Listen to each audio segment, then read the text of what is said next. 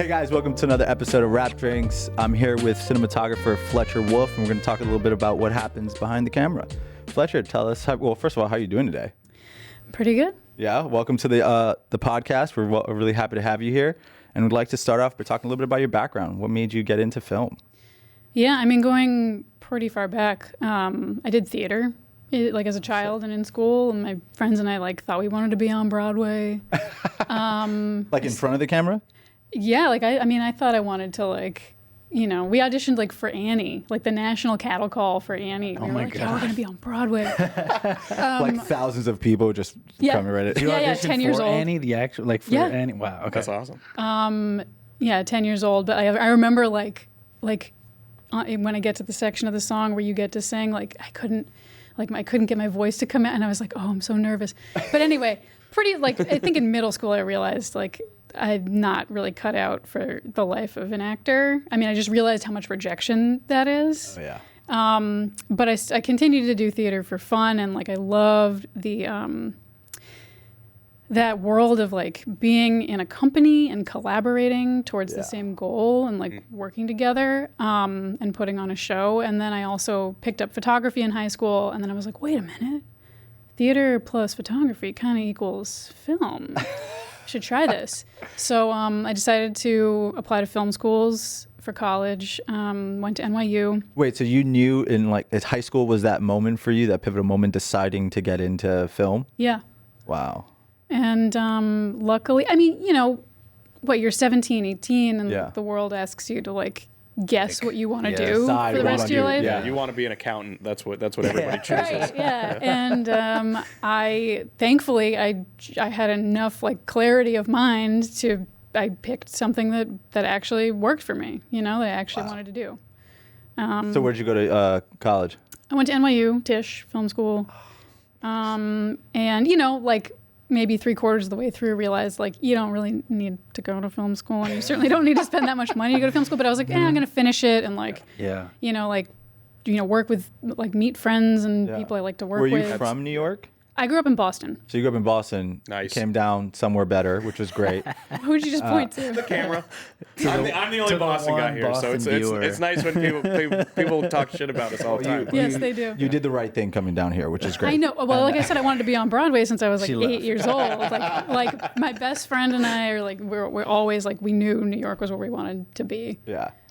Yeah. So you got into Tisch, and then when you realized at least Tisch was good for you for the sense to make connections, right? Would that be a fair statement to say it was helpful? Yeah, absolutely. And I think at the time I didn't have the clarity of mind to realize that. I mean, I wasn't the most savvy 19-year-old, but I think by the time I sort of got out and started working in the industry, I realized what the real value of, sorry, Mike, I just bumped you. What the real value of that experience. You meet more people than you actually realize you are when you're there. Yeah. You don't realize networking is networking. Yeah, exactly. Yeah. And when I think about networking as an official, oh God, that made me so nervous. I'm not someone who can be I'm going to turn it on. And, but when I think of it as just meeting people you realize you enjoy working with and talking about the craft, then networking becomes fun.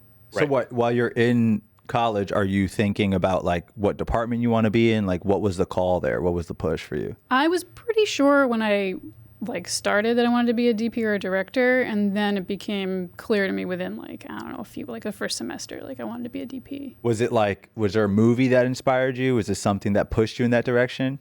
I think just my love of photography and my love of the technical aspect of it. I remember freshman fall being we had to you start with photography, mostly slide photography, so you learn how to nail exposure because there's no leeway in reversal. And you do one semester of that, you do one semester of sound, real basics, or at least that's how it was 20 years ago.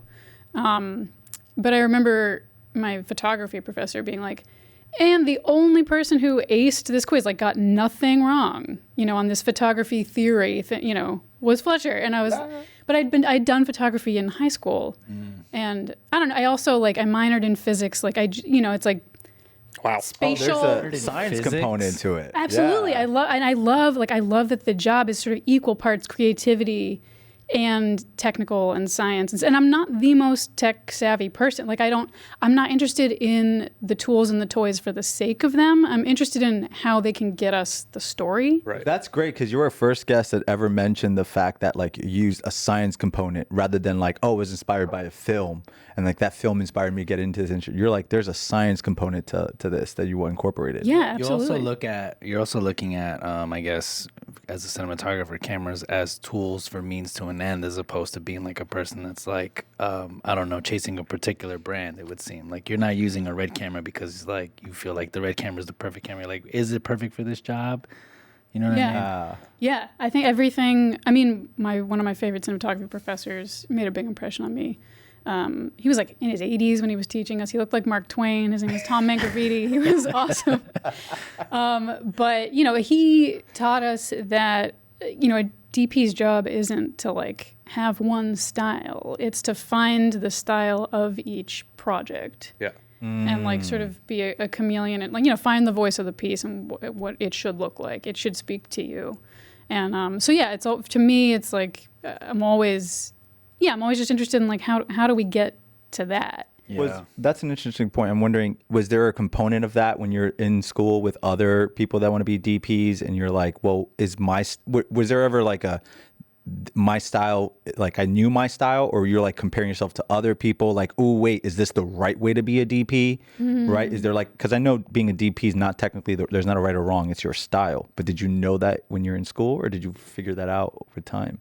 I don't even think I was thinking of it that way. I think I was just thinking like who what classmates will like let me shoot their. Wow, you're ahead of everybody else. If I was in school, I'd be comparing like, oh, is my style the right style? I mean, I definitely compared. I couldn't help but be like, oh, this classmate's like shot a lot more, or this classmate's like getting paid to do stuff already. There's definitely some like insecurities and stuff there. But I think in terms of style, I was just trying to figure it out project by project, That's awesome. Oh, this is like a sci-fi horror piece. Like you're going to shoot like, like a girl looking at herself in the mirror. Like, oh my God, I'm like 20 years old. How do we do that? And we're shooting on Super 16 and like, there was still like a total mystery around like what the image was going to look like. Yeah. Did you do any research watching films for stuff like that when you were figuring out that style?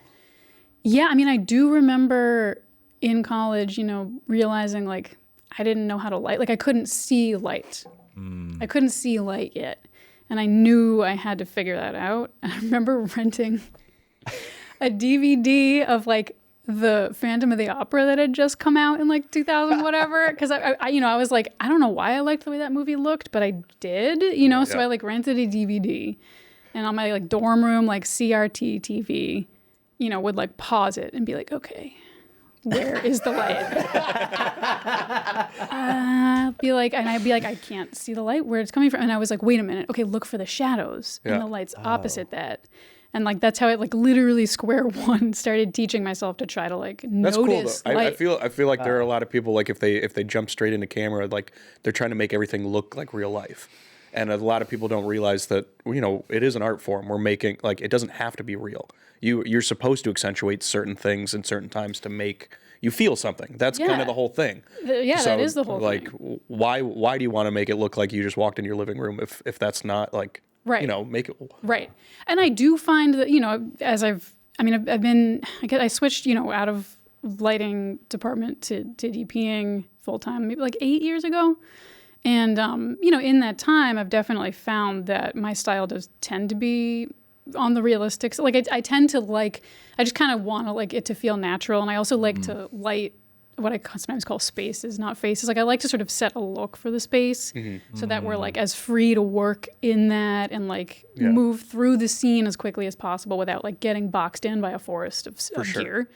But it's always a heightened reality, right? Like, it's always a reality that makes you feel something. Yeah. I mean, there's only it's one lens. Like, it's already different than what your eyesight is, so like you have that wiggle room. You're supposed to be able to heighten anything. And I think that's a big component, right? It's like what looks good cinematically versus what's good for the storytelling, right? And that's like a big component of it too, which I know sometimes the director and a DP will go back and forth like, well, okay, this looks a great shot, but it's like, is it good for the It's story? got to the whole thing has to work. And you also, like, you're collaborating with so many people, you know, it's like, I don't want, like, I want our stuff to look good, but not at the expense of the actors feeling like they can, you know, do their thing, and not at the expense of, you know, any other department. Like, we're all important, and we're all, again, it goes back to that, like, that experience of, like, you know, doing theater in school. Is like, that's just, to me, that's like the most important thing, is that just like that spirit of collaboration. Camaraderie. Yeah. That's awesome. So you are in NYU, you finished school, and then if I'm understand correctly, you started your career kind of more as a gaffer, or were you also doing cinematography work while you were starting out in the industry?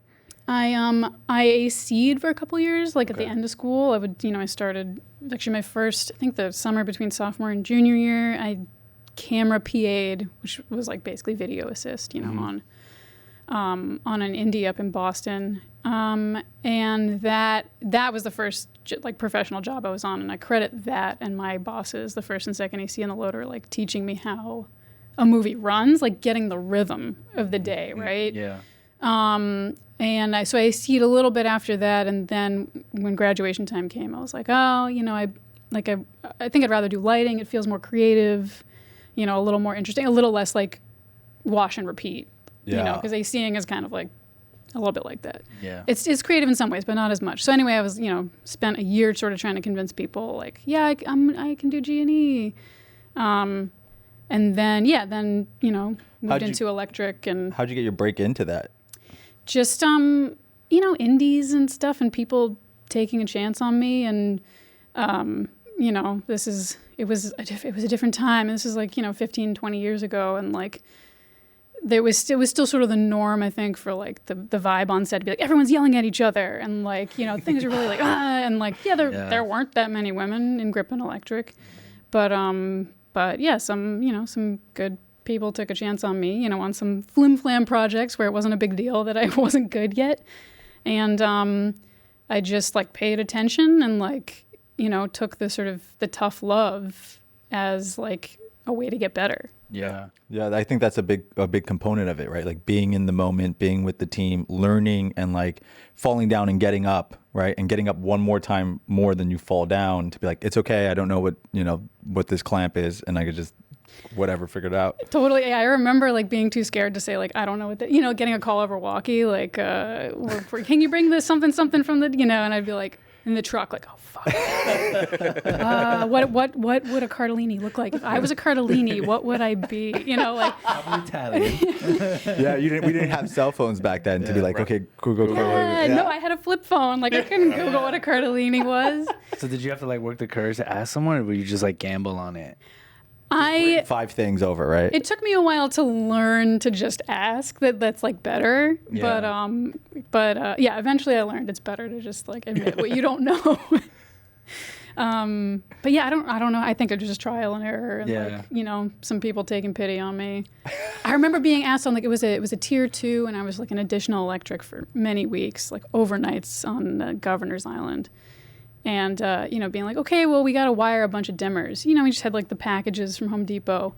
And I was reading the instructions like, oh, okay, wait, we got to bypass the one. And like, you know, one of the core electrics like could see what was happening. And he came over and was like, so this is how we wire dimmers. Yeah. You know, just, you know, people being nice. I think I mean, it also benefits them that you know this stuff, because then like once you know it, they can just rely on you to do that stuff while they focus on other stuff too. Absolutely. And those are the people that like, you know, that you wind up working with, you know, again and again. Yeah. It's usually the jobs that they don't want to do, they're willing to teach too. Like, I don't ever want to build 20 dimmers, but if the new person knows how to do it, they can do it. Yeah, you know, it's like better than me. I never want to build a gel frame. I never want to roll the Fernie pads into a burrito. Like, there's certain things. It's like don't get good at the things you don't want to do. True. Yeah, I still don't know how to burrito roll a sound blanket because I was like, I don't want to have to do that. Yep. Just keep messing it up every time. Yeah. I don't know. It's just loose. Somebody, you can do this, right? Yeah, you try. It's called weaponized incompetence. That's good. I'm curious because if you're talking about 15, 20 years ago, we're talking about a time too when like there wasn't LED lighting wasn't a thing. You were working with a lot of hot lights back then, heavy lights. Was there a light that you remember that you were just like you hated working with, or you just hated having to deal with half the time? That you're just grateful was no longer a part of the. No, I love lights. Really? Okay. I loved lights. I loved heavy cable. The Ruby 7. Okay, maybe. No, I shouldn't say that. This is a recurring light. No, I used to know the guy who invented that. I'm not going to say that. I love that light. No, I didn't. No, I really love machines that do one thing and do one thing really well. I love, like, I'm like the handyman for my family. It's like, oh, the toaster's broken. Like, I'll open it up and fix it. And I feel the same way that's about awesome. like lights and electricity. And I always found it fascinating. I couldn't still do what I did in my 20s, just like physically. Like, I couldn't be like lifting maxis on my own anymore. There's no way. Yeah. So, and I'm grateful that like I don't have to always ask my crews to do that, you know, now that we have more gadgets and things. But you know, like when it comes to like, you know, wanting to paint a whole room for a sunny look, it's like, you know, on a budget, like I'm still going to order a maxi. And I do. Those are great lights. Yeah. Is there a light you missed that you probably can't get anymore? Or are they all still around? I think they're still around and they're much cheaper. Yeah. You know, like tungsten yeah. heads are cheap. You just need to make sure you got the generator to run them. And the people to carry them. Par lens HMIs. Whenever those show up on set, you're like, oh, we're the fifth show in town right now. They don't have any M series right now. Do you think anyone still has like the Desisti Fresnel like HMI? I guess I didn't like that light. I'll say that. I mean, Castle Rock was 7 years ago at this point, but we had the Par 6K, 9K, and then we were putting chimeras on them on lifts. And so it's like, oh, you need to change the lens inside the chimera while you're 50 feet in the air. Like, hope you brought your gloves. Like, Tell someone to throw them up too. yeah. That was the last time I think I touched anything like that. I guess I don't miss cracking lenses and bulbs at wrap. You know, on a rainy. Ugh, I remember doing that. And I remember the theory of like, well, if you leave the scrims in, it'll protect it, it'll let it cool down slower. Yeah. But then it was like, oh no, if you leave the scrims in and it's touching it, it'll make a crack. It was like this mystery of like, you could like, I mean, the L&D was like. I feel like that is like the biggest, I'm going to say superstition. I don't think that's really it, but there's like these weird kind of like, if our light won't strike, my best boy, he always said, spin around once, stay backwards and lift your left leg.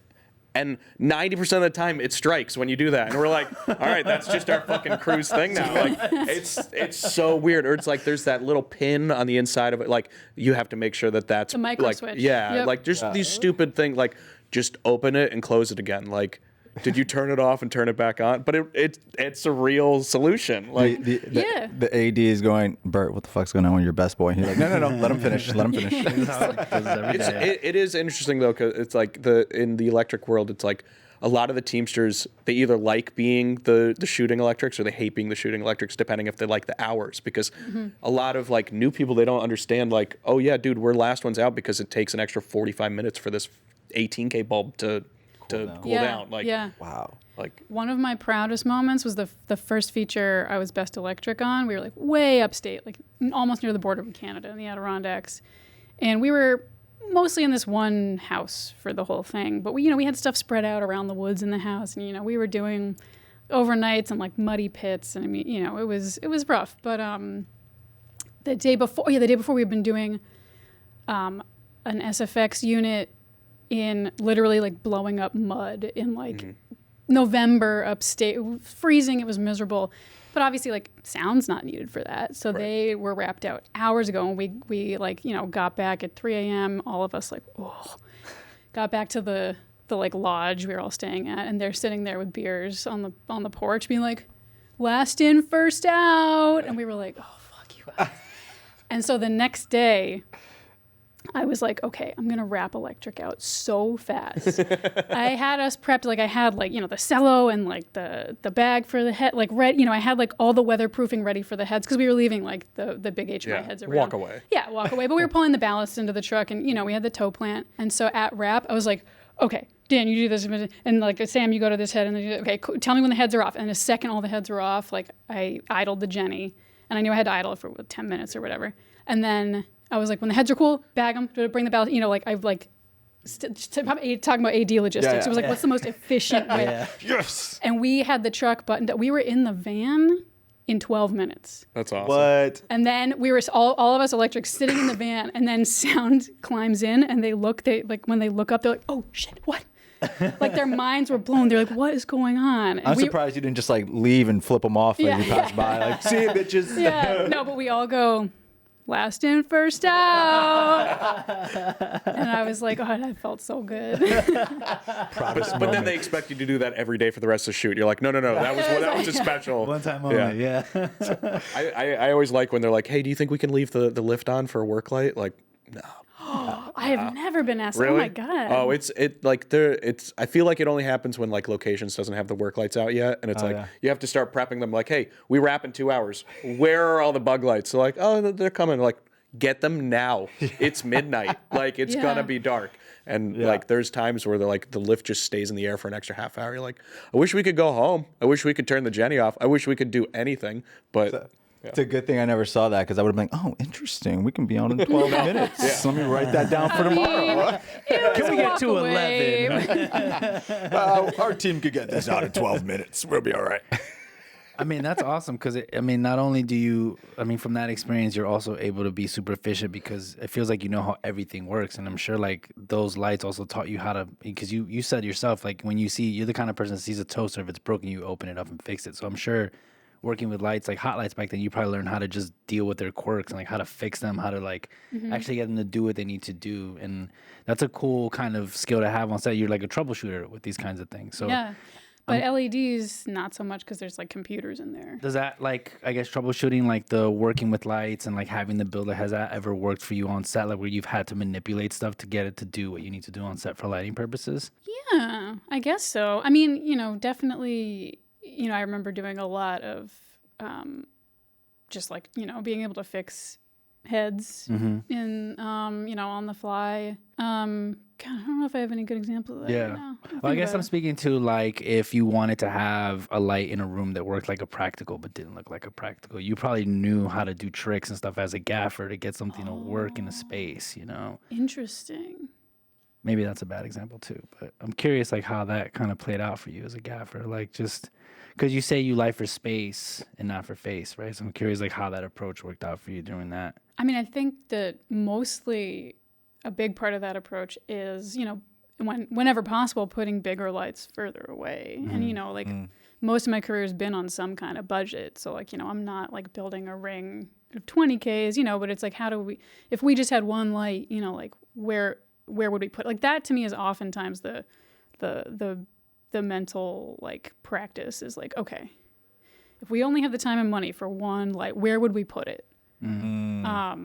And so sometimes it is like, something on a lift or something. Maybe it's just a maxi on a stand. But I feel like that's like often where I start from is like, especially when day interiors, I'd love to put something outside, presuming we're not like on the 6th floor, of a high rise. And then from there, it's like that, like once you're in the interiors, like how do you fit? Yeah. How do you hide stuff? How do you fit?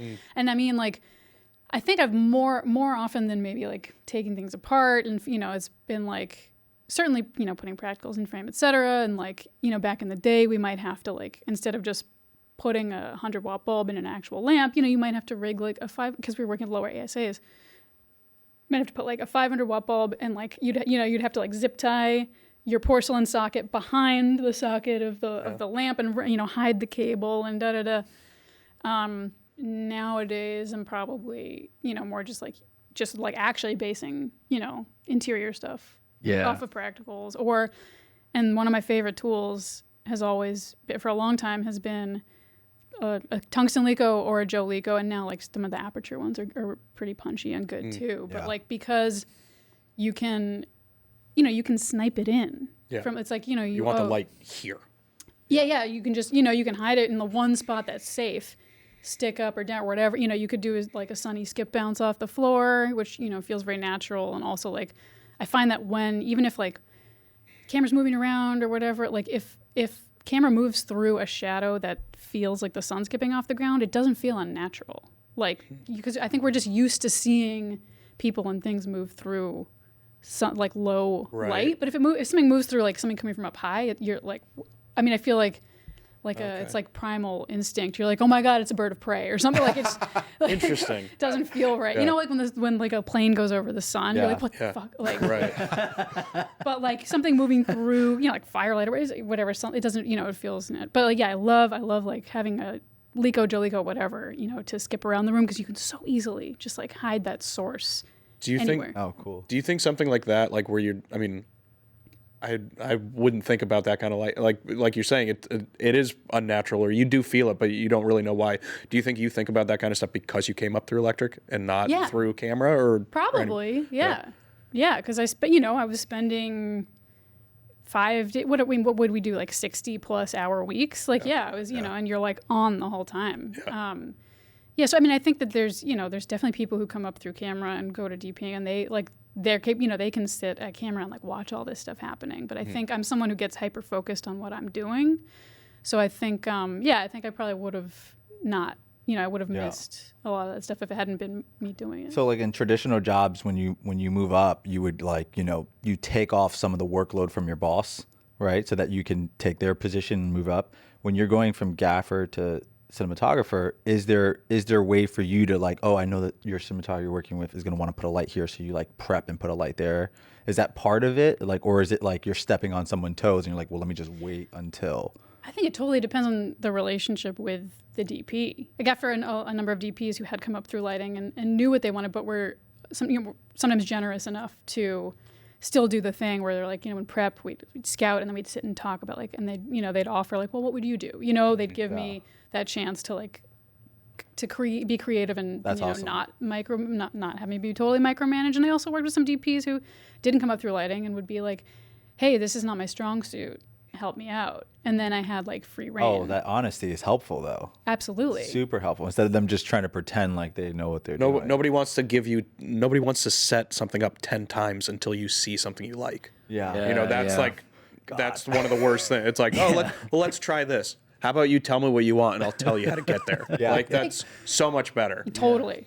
And as, and like I learned that, from one side, as a gaffer working with different people. And then like when I switched to shooting, it was like, okay, like I aspire to be like those bosses I had who like, let me suggest things. Mm-hmm. And then, if it wasn't right, then we'd switch gears, And, I want to apologize to any of my gaffers who I have micromanaged in the past. But also sometimes it's just coming from years of experience. I'll be like, I hear you. I know you want to use the big light, or like, I know you like sky panels, but like, I can tell you like for my taste and like for what I've tried throughout the years, like, I don't think that's going to look natural or, whatever. So if you run into a situation like that, like if you're bringing on a gaffer, if you know they have certain things in their kit, do you try to make that available to them? Or do you just kind of say like, you can rent them, but we're not going to touch them kind of thing? Like, does that happen in pre-pro, or is it just kind of like the kit shows up and you're like, oh fuck, I wish we didn't have these? No. I always, on the Scout, we always talk about like, what are we realistically going to use? And like, so much of my work, even commercials, is like, we're on budgets these days. Yeah. And like, we don't really have money to waste. Yeah. So on the one hand, like, I want people to make their kit rental, of course. But like, if it's a matter of affording the light I know we need or the light you own, like, I'm sorry, but it's going to be the light we need. And that just goes back to always, like, there's never a prescribed way to do everything. Mm-hmm. It's always tailored to the project. I'm curious about this project that you and Alan worked on, Brooklyn to Alaska. You said it was formative? What was formative? For me as a DP, it was a feature doc, about an outward bound program that takes teenagers from Brooklyn of all walks of life for 2 weeks deep in Alaska, just to like get outdoors. It's the idea is that, you know, like teach kids who maybe have no access to the wilderness. Be like, this is for you too. Wow. Interesting. I think I'd be too It scared. sounds like a They sounds like a know horror that- like film. a cold, like PG, Naked and Afraid. There's but- wood. There's woods closer than Alaska. Did they know that? Like, Yeah, but the guy who started the program, like, you know, he had a cabin up there. Like, okay. did- Yeah, you it's know. getting better. I definitely want to go up there now. I don't know how I made this sound so creepy because it's like a beautiful program. And like And Stefan went missing. no one's gone missing. They've been running it for, I don't know, 15 years now or something. Yeah, like that's it's been cool. around. But yeah, we did this doc in 2016. So we like, you know, followed some of the kids in their lives in Brooklyn, and then, you know, we went for 2 weeks in Alaska, and like, you know, like the I shouldn't call them kids, the teenagers, some, you know, like if something would seem daunting, they'd look at us and be like, so how long is the hike going to be up the mountain? And we'd be like, we haven't done this either. Like we're just as look at clueless you. as you are. Like, and I had never been, you know, it's like, I'm from Boston. I've lived here for, you know, I never understood this term like big country. Yeah. And then when we got there, I was just like seeing how huge these mountains and glaciers were. And we were there in the summer, by the way. It wasn't like dark and freezing. It was like, Yeah. So it's only 40 degrees. It's Yeah. no, actually, sadly, it was like a heat wave. It was in the 80s, wow. which means like the glaciers were melting Wow. really fast. Okay. Yeah, it's like. Did you just tell the kid or the teens to like just call your mom now just in case? No, we had no cell service. Oh. Yeah, you're Mostly- really not selling this for me. We were 7 hours from Anchorage. We like drove into the biggest national park in the country, the Wrangell St. Elias National Park. I want to go there so bad. It was cool, and like, you know, we're like in this town called McCarthy that like used to be a mining town, and then we did like, you know, like an overnight camping trip on the mountain, and then we took 4-seater planes to where this like river starts, like a glacial lagoon. It's like where the glacier's melting and there's icebergs, and like then we did a 6-day rafting trip, a 90-mile 6-day rafting trip from there, and like got out at the one, you know, it's like the first town you could possibly get out. There's like not many places you can get Yeah. out and hit Yeah. civilization, so we had to make that like Oh my god, I want to do that out so point. bad now. And we at that point I hadn't like made the switch to DPing for that. You know, it was a pretty recent that I was like, you know, I'm gonna move on to like shooting. Was it just you, or do you have like a support team? It was me, a BCam op / AC, who was Aaron Snow, who's like the most amazing person and so good at his job. And so he was shooting BCam, but also, you know, making sure like our footage was safe and we had, you know, charged batteries, and a sound mixer and the director, and that's it. Nice. Wow.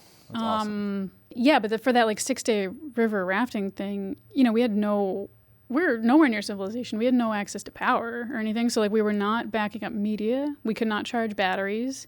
We had little like solar panels, but it's like I did research beforehand. I was like, oh, like we couldn't take the weight of like, you know, one of those like solar battery things weighs like 50 pounds. I was like, no, we can't do that. Right. Yeah. So I chose to, even though like the C300 Mark II was out, you know, I was like, no, we need to use the Mark I because Just kick out one of the kids. yeah. But like the battery, you know, I just needed a camera that like was rugged, like would be fine if it got splashed with water. It would be fine, you know, if like whatever happened to it, and could run on for 6-7 days on like this much battery. You know, it's like that's crazy. because it only shot, you know, HD. Yeah. You know, it's like the Mark II was power hungry because it was shooting 4K, and I was like, no, we just need to like get like the main directive for me was like just get the story. Right. You know, like resolution is not as important Yeah. as this story. Yeah. I feel like when you're talking to them, how long is this hike? Do you tell them like in terms of New York? Like, oh, well, if you rode the train from the Bronx to Coney Island, we're walking that. Walking like, that. Like 20 blocks. Have you ever walked from the bottom to the street top or of abs? Central Park? Like that's the It's a street or abs. There's a Yeah. big difference. Yeah.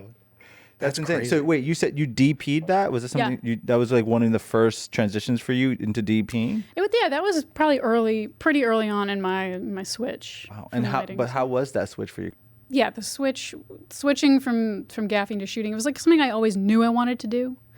Like I said, you know, in college, I knew I wanted to shoot, or I was pretty sure I wanted to shoot, and like, it was an era where you still like had to apprentice. You still had to work your way up. You didn't. The year I graduated college was the year the Red One came out, and I feel like that was sort of the turning point. With like, oh, an owner op. It's like, oh, I'm a DP because look, I can come with a camera. Yeah. Oh yeah. But like, I've always kind of been an old man at heart, and I was like, oh no, like I'm gonna watch how other people do it. Shoot on 35. Right. Well, it's not even that. It was just like, I want to watch how other people do it and learn the ropes and learn how stuff works behind the scenes. So I spent like, 8 years as an electrician and gaffer. And then, at some point was like, okay, at this point it's a crossroads. Like I either need to like remain a gaffer and like go the union road and join. And I did a season as an applicant, and like, being on rigging crews and stuff made it very clear to me that which way I should go in the crossroads. It's like, there's nothing wrong with rigging. I still I loved lighting, but being that far away from the actual storytelling was not it for me. Like I was like, I don't have any reason to stay in this if this is how I feel, So yeah, I was like, okay, like I got to bite the bullet. I gotta, and it meant turning down paid work. It meant turning down work that I loved to do. I loved gaffing, and just telling people like, oh, thank you so much for calling me, but like I'm switching to shooting. And like throughout my time lighting, I had done whatever, projects like small free projects for friends here and there. Like, I kept that thread going of like, yeah, I'm gonna shoot, but it was definitely a leap of faith. Like just turning like. Having been like, do I have enough savings to like kind of make almost no money to not do this work for like a year, That's what I was going to ask is like, how do you prep for that? Like when you're making that decision, is it just like on a whim? Because some people will go, okay, now I only shoot. Or is it like, let me prep for a certain amount of months so I'm prepared for this process? I mean, I think I like looked at the logistics of it and was like, I can afford to, it's not like, I'm not like living in the lack of luxury, but like, I was like, I'm not going to go homeless if I just like do passion projects for however long it takes. And, when I switched from back when I was like really young, when I switched from Acing to juicing, it took me about a year to get to a point where I realized sort of just out of the blue, I was like, oh, I think I'm doing this full time now. Like, I think this worked out. And it was the same for me on that other transition. Wait, you said Acing to juicing? Electricking. Oh, okay, that's what it's called. Oh, so dope. I never knew that. I thought she was just doing steroids. Juicers is like me. I'm just like curious what's going on over there.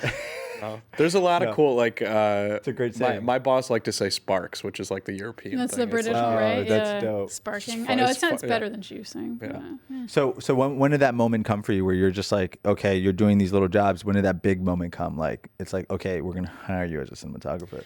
I don't think I had a big moment. I think similar to the time I switched from Acing to sparking. So versatile in your word choice. Was where I just sort of was like, oh, like, yeah, this is like, I'm not sort of like in this tenuous like transitional period. I feel like this is like solid. Like I'm doing this frequently enough that I can say like I'm full-time freelance at this. Same thing happened. It was after about a year. I was like, oh, great. Like I've got like 2 commercials this week. Cool. And they were smaller commercials, but like, yeah, I was just like, oh, this is now sustainable. Oh, that's great. Was there a time when you did your first one that you were like, oh fuck, do I know what I'm doing? As a cinematographer? I mean, like I think I'm someone who always has self-doubt no matter what, but I think it's like, to some extent it's a healthy self-doubt because it keeps me on my toes. Yeah. And there's always like a little bit of not always. There's, I think a lot of us will like battle with imposter syndrome on and off, right? Mm-hmm. But no, I think like I am definitely someone who my entire life has been, if anything, underconfident. Like I wouldn't raise my hand in school unless I was 110% sure. Like I had the right answer and I had something worth saying. So like a lot of people I knew and came up with in lighting were like, oh, you haven't, gaffed a feature yet? Why not? Or like, you haven't been shooting it? Like you're more than qualified, So I think like, I don't think I've rarely gotten myself into situations where I'm like, oh fuck, I don't know what I'm doing. Yeah. Like I go into situations typically being like, yeah, I'm pretty over prepared. Yeah, or at least feeling like I know I can handle. Like I'm not going to let anyone down. because I know I can handle this. What about the other side of it of like being in charge of people, right? Like, what was that like for you? Well, I'm naturally pretty bossy. So. Just fit right at home. It was like, No, I think I just like I think I'm just someone who's hyper focused on what we're doing, and so like as long as I know what I want to get done, it's not hard for me to just like to ask for it to be done, and like hopefully in a respectful way, because like I'm glad I worked my way up, from the bottom of the ladder, so to speak, because like I know how I'd prefer to be treated, and I think there's a way. I mean, like I said, I came up when it was sort of normal for people to like yell at each other, and I'm glad that's gone. But there was an aspect of that, like that's tough love. Like there's a respectful version of that, which is tough love, which I think it certainly turned me. It made me better at my job. It turned me into a solid technician and a solid leader, and like both, leader and follower. Like. yeah. I enjoyed being a third electric, like you were, like having, like Christian having the Apple box ready. Like, yeah, we hadn't called for it, but he was already ready. Yeah. The wizard. The wizard. Yeah, like anticipating, But that's the craft, is anticipating what your boss is going to want, and then, but similarly, now that I'm in that position, I expect my crew to do the same. I know you're capable of this, so I expect you to be this good. It's not like it. It is a tough love kind of thing. It's like, why aren't you doing your best? Because I know you can. Exactly. Yeah. And it's like I'm never mad at someone. Sometimes I'm just disappointed. And it's such a mom thing, right? Those are the words. If I hear that shit, it hurts so much more. If someone goes to me, you know what, Stefan, like, I'm not mad. I think honestly, as an AD, I think one time I worked with John on a shoot, and sometimes I forget to go like, like, hey, thanks and please for doing something. I think John pulled me aside. I was like, hey, Stefan, you're doing a great job, but... and I felt like that disappointment. Yeah, like you're being kind of a dick. And it was that disappointing feeling you're talking about. It's just like, I don't want to let you down. Yeah, I just don't want to let anyone down, But it's also like, it's not something you're doing constantly. You're in the moment, right? Yeah. Like you're just trying to get things done. So it's having that awareness to be like, remember to, I don't know. Just remember to be polite. Like we're fucking people, and like everyone says, this is supposed to be fun. This is not supposed to be fucking World War III that we're fighting out here. Right. But at the same time, like I still want to hustle. I still want everyone. I want to like be a machine that like does our best and like. Well-doing machine. When you did make that switch from gaffing, were you able to like elevate your former electric crew into the position that you left, and then now you have people that you've worked with before, so you have like this kind of seamless. Totally. Yeah. I still work with a lot of the people I worked with when I was juicing. My buddy who was my best electric on the last two features I ever gaffed, immediately became my gaffer. And then he switched to Dping too. And so, now we're both DPs, but like, whenever possible, I hire him to cam up and like. Oh, nice. Alex, if you'd ever like me to cam up for you, I would. He does it for me, but he never hires me. What the fuck? And similarly, like on the Girls in Trouble, my boss, Alexa, I was a third electric. Gaffer was Alexa, and I learned so much from her, and we've been working together for 15 years or so, and she's my go-to gaffer. Now she's always my first call. Yeah. And we have that rapport. Yeah. It's so great. you know Jessica too. Yeah. That's hilarious. You know what's funny is that so I did all right. So I had to do some research after like we knew you were gonna be on the show, and I was like, okay, so Alexa's name has been coming up a lot. I was like, I knew that she was on the Girls in Trouble, but have I worked with her since? And I looked up some emails. Like I have worked with her recently, and I didn't even realize it, and I didn't put together that like. I had worked with her recently as a gaffer. It's like everyone keeps talking about Alexa, and it's like she was right there, and I had the opportunity to meet her. I was like, oh man, like we got to get her on the show. So funny. Yeah, absolutely. I don't think we should. I think she should just be. She should be this ghost. We should get a poster of her. That everybody knows, but we never meet. But like, so you talk about this. You have your network of people you work with. How do you expand? Because I'm sure there's young people that are like trying to get in the industry, and they're like, okay, here's this great cinematographer, Fletcher. Like, how do I work with her?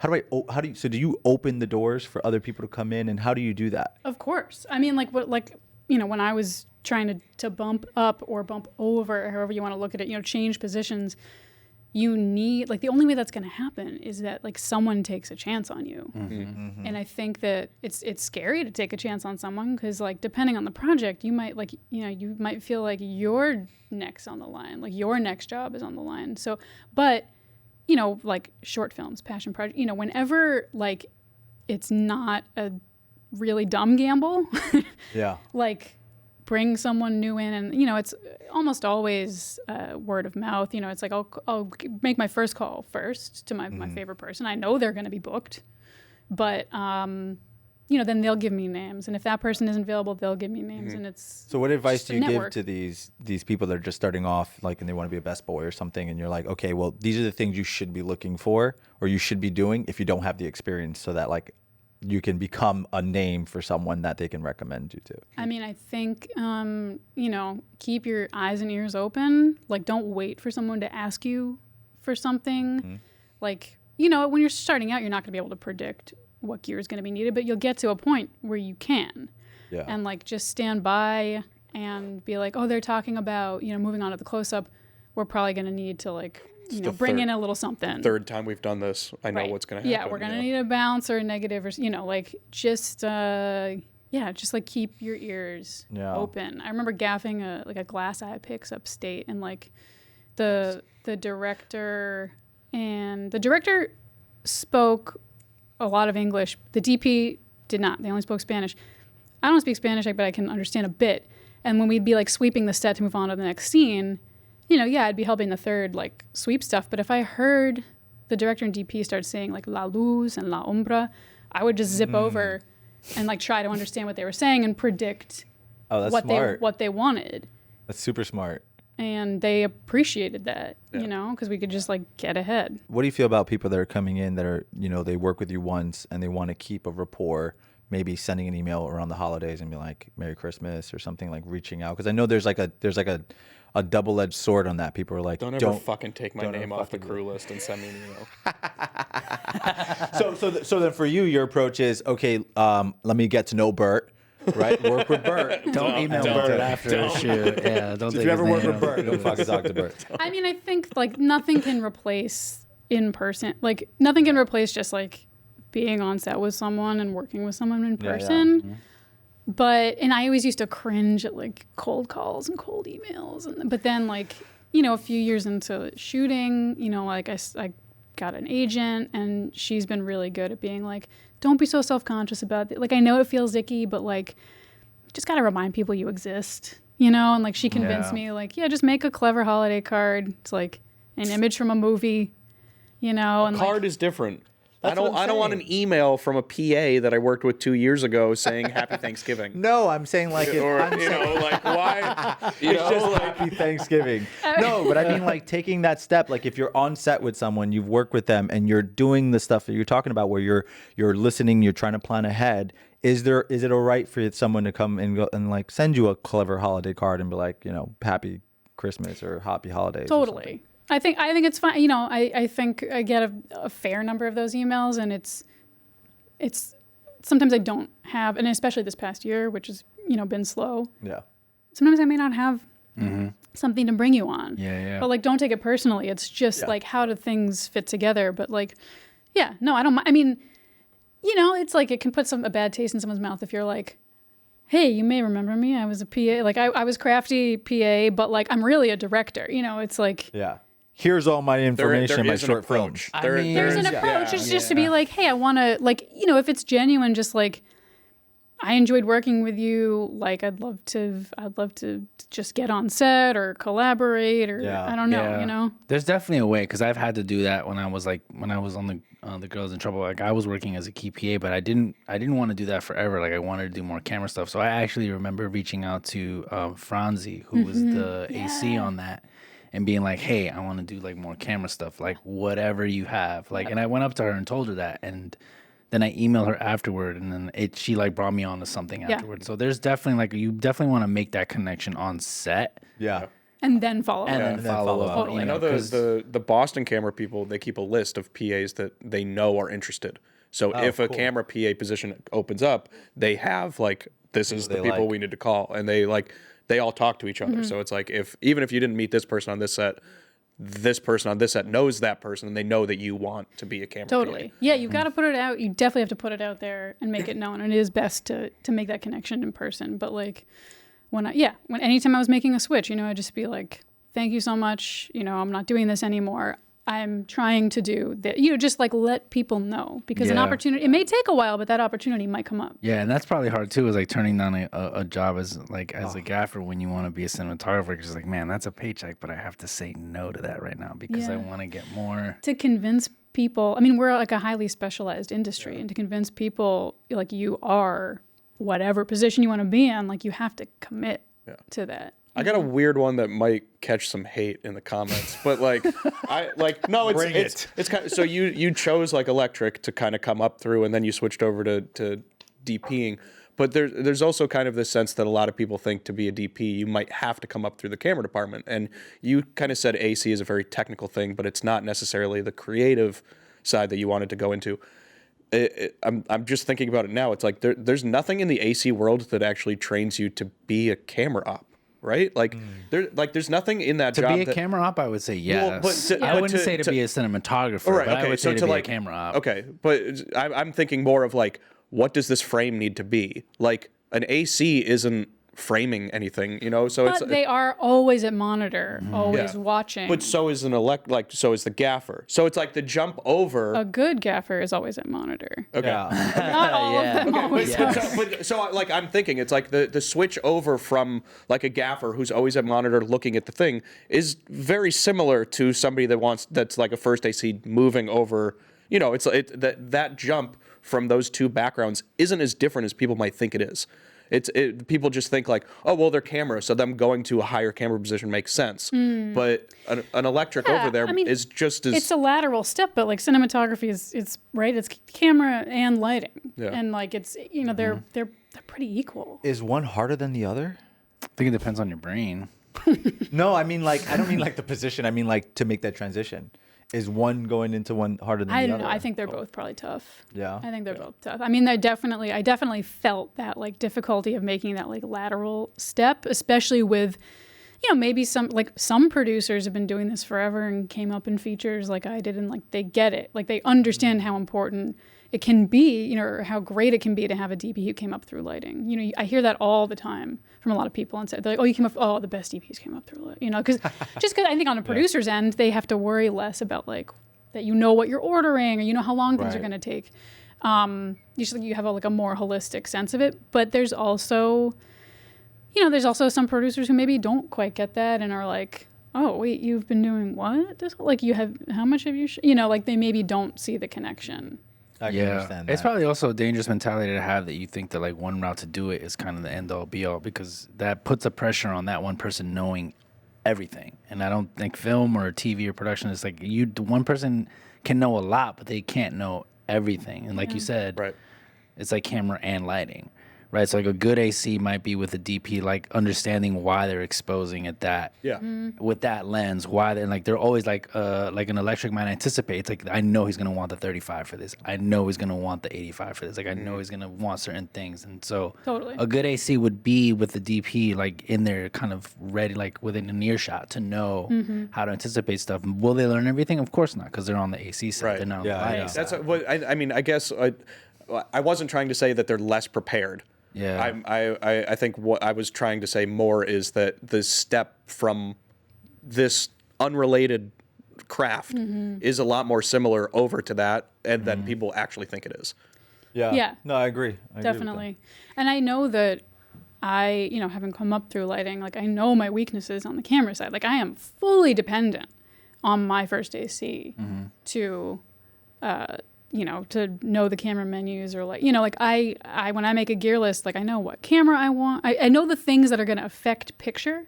I'm very particular about those, and ergonomics of if I'm doing handheld or but beyond that, if it doesn't affect picture and how we get the movie, I'm like, I completely hand it off. I'm like, here's the list I made.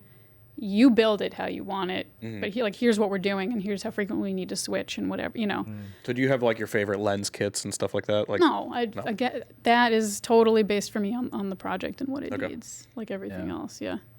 So for me, when I was doing a little bit of AC work and like a DP would call me and be like, hey, I want to do this thing. Do you know this camera? And like I knew a little bit about it. I'd be like, yeah, I know that camera. And then like I would go and like do my own research and like, all right, I got to know the menus, where the menus are, blah, blah, blah. And then I'd go to the checkout and learn the camera as best as I can so that when I was on set, I could answer certain questions. Did you ever have to do that as a gaffer? It was like, I'm trying to do this thing. I want to work with these lights. Did you ever have to like do any research to kind of like, at least in the early days, to kind of prepare for that? Yeah, totally. And I would always, check photometrics of stuff and make sure we were going to have the stop we needed if we, because, it was often being like, can we afford, 12Ks? Maybe not. Okay, is a 6K par or an M40 when they came out, like, is that gonna get us what we need? So there was definitely research. There was like a learning curve in research you had to do. Yeah.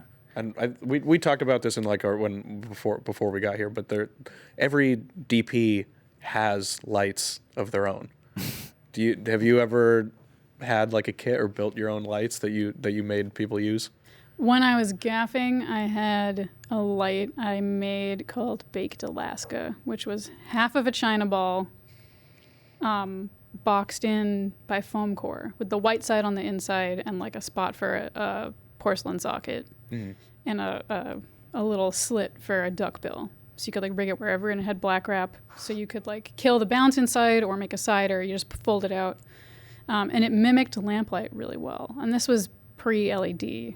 This was like maybe a couple years before like light mats were gonna come out. Do you have a photo of it? Oh shit, I don't think I do.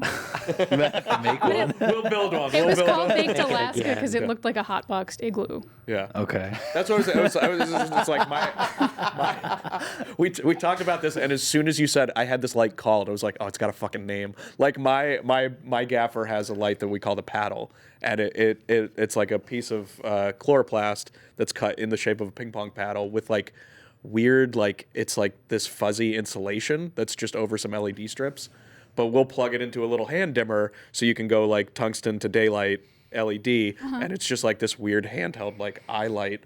That's interesting. It's the paddle. It's been around for fucking 9 years. We're like, why are we still using this thing? But it's always there as an eye light if we need it. If it works, it works. Yeah, I had to rebuild Baked Alaska a few times because obviously it was not made out of strong materials. Yeah. Right, you made it once, and then you're like, no, we can use this more often. Yeah, so it's I would like version 3, version 4. I would rebuild it when it was breaking, and like I'm sure my best boy was like, where the hell do I keep this in the truck? Was it really I'll rig, fragile? I'll put a clamp into the ceiling. But it's $50 a day on your kit rental. Cha-ching. What was the situation that would even like drive you to make this specific light? Like, was there a scenario that you were like, if I just made this would make my life easier? Wow, I don't remember the origin of Baked Alaska, except that I'm sure it was one of the like many indie features or low tier features I was doing. Mm-hmm. Do you remember when you used it? I definitely used it on that Glass Eye Pix movie Upstate. I remember it being up there with us. It came on like a lot. It came on all of my features in like that 2-3 year time span, which was sort of maybe the end of my gaffing career. Yeah. But you're also the one that did the Bustelo coffee can lights, right? Oh yeah. BT really called me out on that one. Did you see that episode and he said that? You're like, fuck, BT. Yeah. I was like, dude, come on. Also, when I listened to the whole episode, I was like, wow, he was really complaining about that job.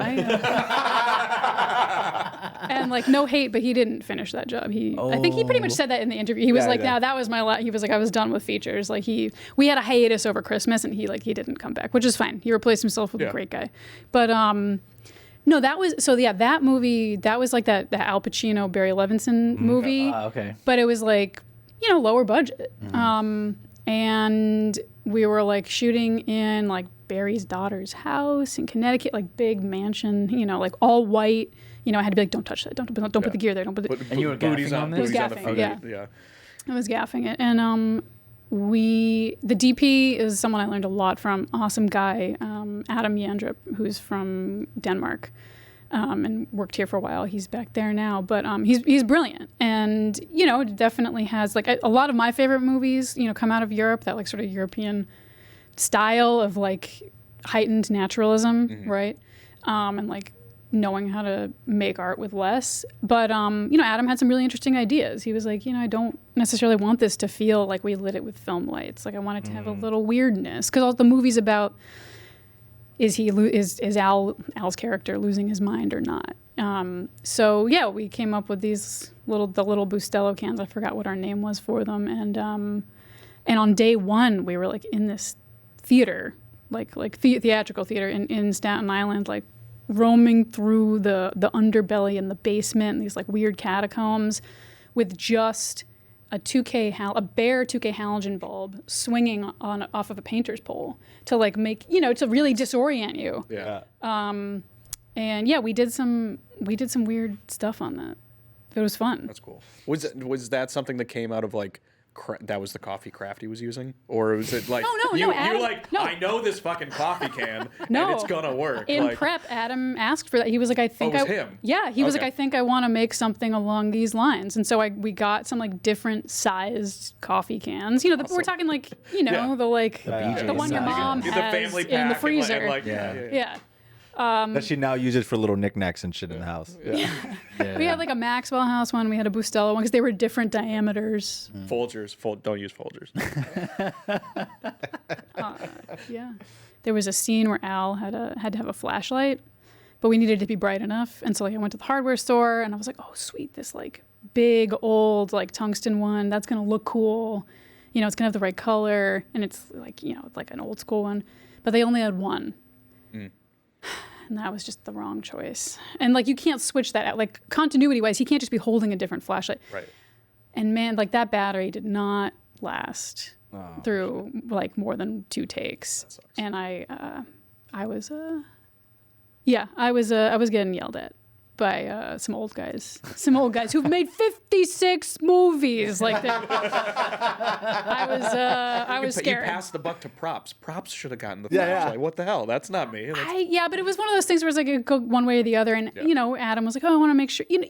If it's about the light quality, you know, like you want to at least have a say in it. And I was like, yeah, I can totally get us options. And What was like, the solution in that time? Like when they're yelling at you? Batteries. dude, we just more had to, batteries. no, it wasn't even, that's the dumb thing. Is like, I didn't get one where we could just switch out batteries. It had to be plugged in. So I would have to like run inside. I was like, Yeah. I was just like, it's one of those times you're like, why did you do this to yourself? Yeah. Bet you never did it again. Nope. No. Just a couple days ago on Thursday, I was doing like a branded doc. And, you know, it's this artist she's never been on camera before. She was super uncomfortable and like also very outspoken of like, these are my boundaries. And like, I don't feel comfortable doing this. It feels fake. But we still had to try to, you know, we had like one day for this like 2-3 minute piece, not much time to try to get, you know, and I've, you know, got to a point in the day where I felt we had enough of a rapport. I was like, hey, I know you're going to feel this is unnatural, but as an art from an artist to an artist, let me explain to you why like footage of you not talking or not looking at the camera is important for the edit. And like, just do your best. Like, you know, I get it. Like, it's like, I'm no good on camera. I get it. You know, like this is uncomfortable, but like, this is what we need for our art form. And then she was like, okay, I'll try. You know, like it's hard. Being on camera is hard. It is nice that you can say that connect like artist to artist. Like you do your thing, but like you need to trust us that we know what we're doing over here Yeah. too. Like when I explained to her what we needed and why, you know, she was like, oh, okay. Like I'll try. You know, And that's important, that connection, like bridging departments and areas of when you're working on something, just to connect with them on a human level. yeah. Yeah. Totally, because we're asking a lot of people who've never done it before. Like my first day on a professional set, it was like an indie movie up in Boston, and I was like, "Which one do you point to?" Wait, hold on. This one's No, yours. tell me which one you're. Oh, He's pointing to this. His camera. You Your can point to camera's the. Okay. We can point to the middle one. The middle one's the four shot. let's do. I was gonna say we do a 3, 2, 1, and we point to. Okay. I was on this movie in Boston. I know. Yeah, I've lived in New York for 20 years. I know how much hate Boston me and gets. John should have went. Yankees I didn't do suck. anything. I Yankees just suck. neutral. You're Yeah, neutral. I'm You're very the sympathetic. Switzerland of the Northeastern United States. But anyway, I was camera PA. I was running video assist. That's what I was doing. And this was the era of like the 8-inch CRT tubes. You know, like we would have it strapped to a preacher. You know, like a pancake on a pigeon, and Shitty rig. yeah. But it was like that was it. That was what we had. Unless you had like an actual VTR team, like that was we didn't have LCD monitors, and we also didn't have wireless video. I think reality shows had been using it, but no one else had been. Like a $1 million feature shot on 35. We didn't have, wireless video was not a thing. Teradek didn't exist yet. Wow. So I was wrangling BNC for a month. Wow. And my day one, I was awful at it. Day one, we started with like an 80 or 100 foot dolly move of Melissa Leo walking away from a building. And I didn't know how to I was wrangling like on the talent side of the dolly. Like I couldn't tell you why I was in the exact wrong place. Like I could have been, on the opposite side of the dolly track away from talent, but no, I was like trying to, oh God, 100 feet, and I couldn't keep up. And after that take, she did the right thing. She didn't throw me under the bus in front of everyone. She took me aside and just put the fear of the film gods in me and was like, I nearly tripped on that take. You need to do better. Like, figure it out. Whoa. And that, it scared me, but it made me get good fast. Mm-hmm. And I appreciated that.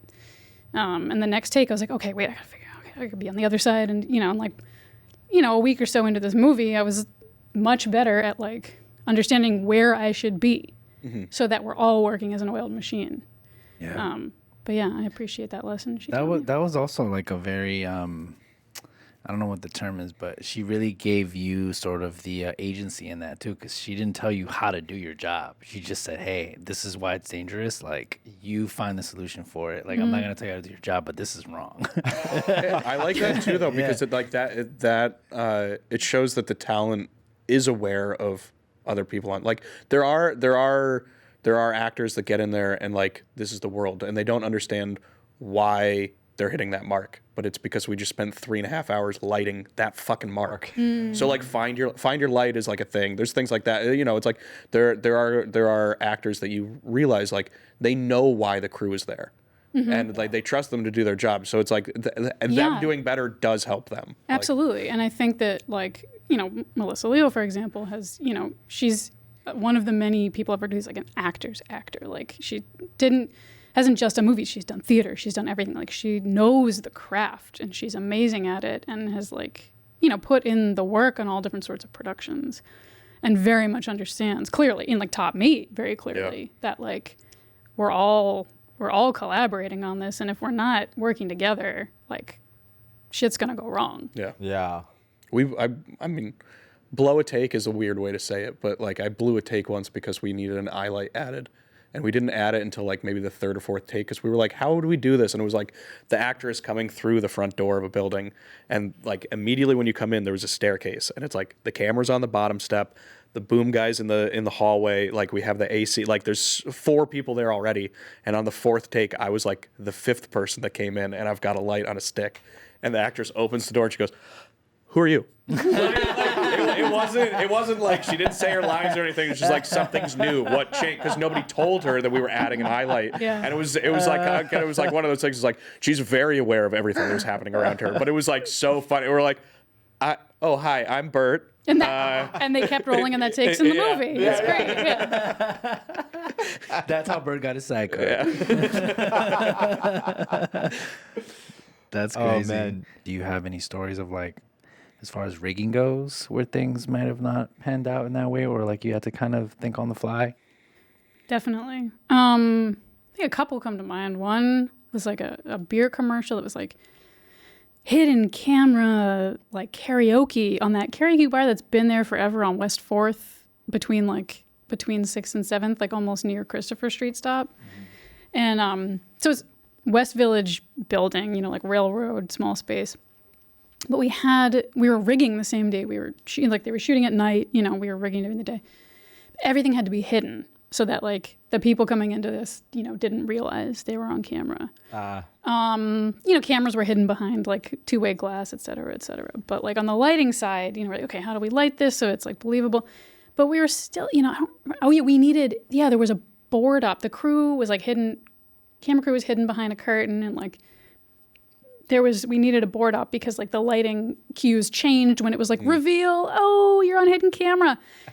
But it was still the era of like dimmer rack. It wasn't like wireless rep pack. It was like we needed a dimmer rack, and that needed to run on 5-wire banded. And we had to, so we had to like run that, we had to run 5-wire from a tie-in that was like on the box somewhere else in the building. And we're like, okay, so the tie-ins in like the broom closet. Yeah, sure. And it was drop ceiling. Great. We're going to run over the drop ceiling and down into the room. And we run it, down this hall, 30 feet.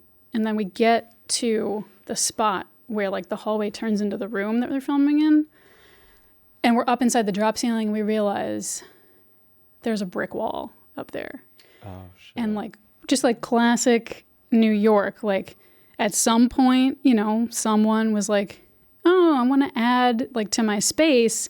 Can I buy this room from the, what was like, this was a separate brick building. This is like, to make that other room, they like carved a door through the firewalls. Like we were in a, wow. That room was like secretly in another building.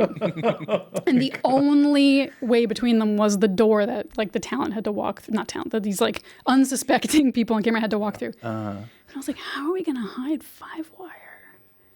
Shit. And and like time's getting close. It's like, oh, we got to be finished soon. And our solution was to like sneak it out of the drop ceiling and roto-zip a hole, like a rat hole, in the drywall right above the door.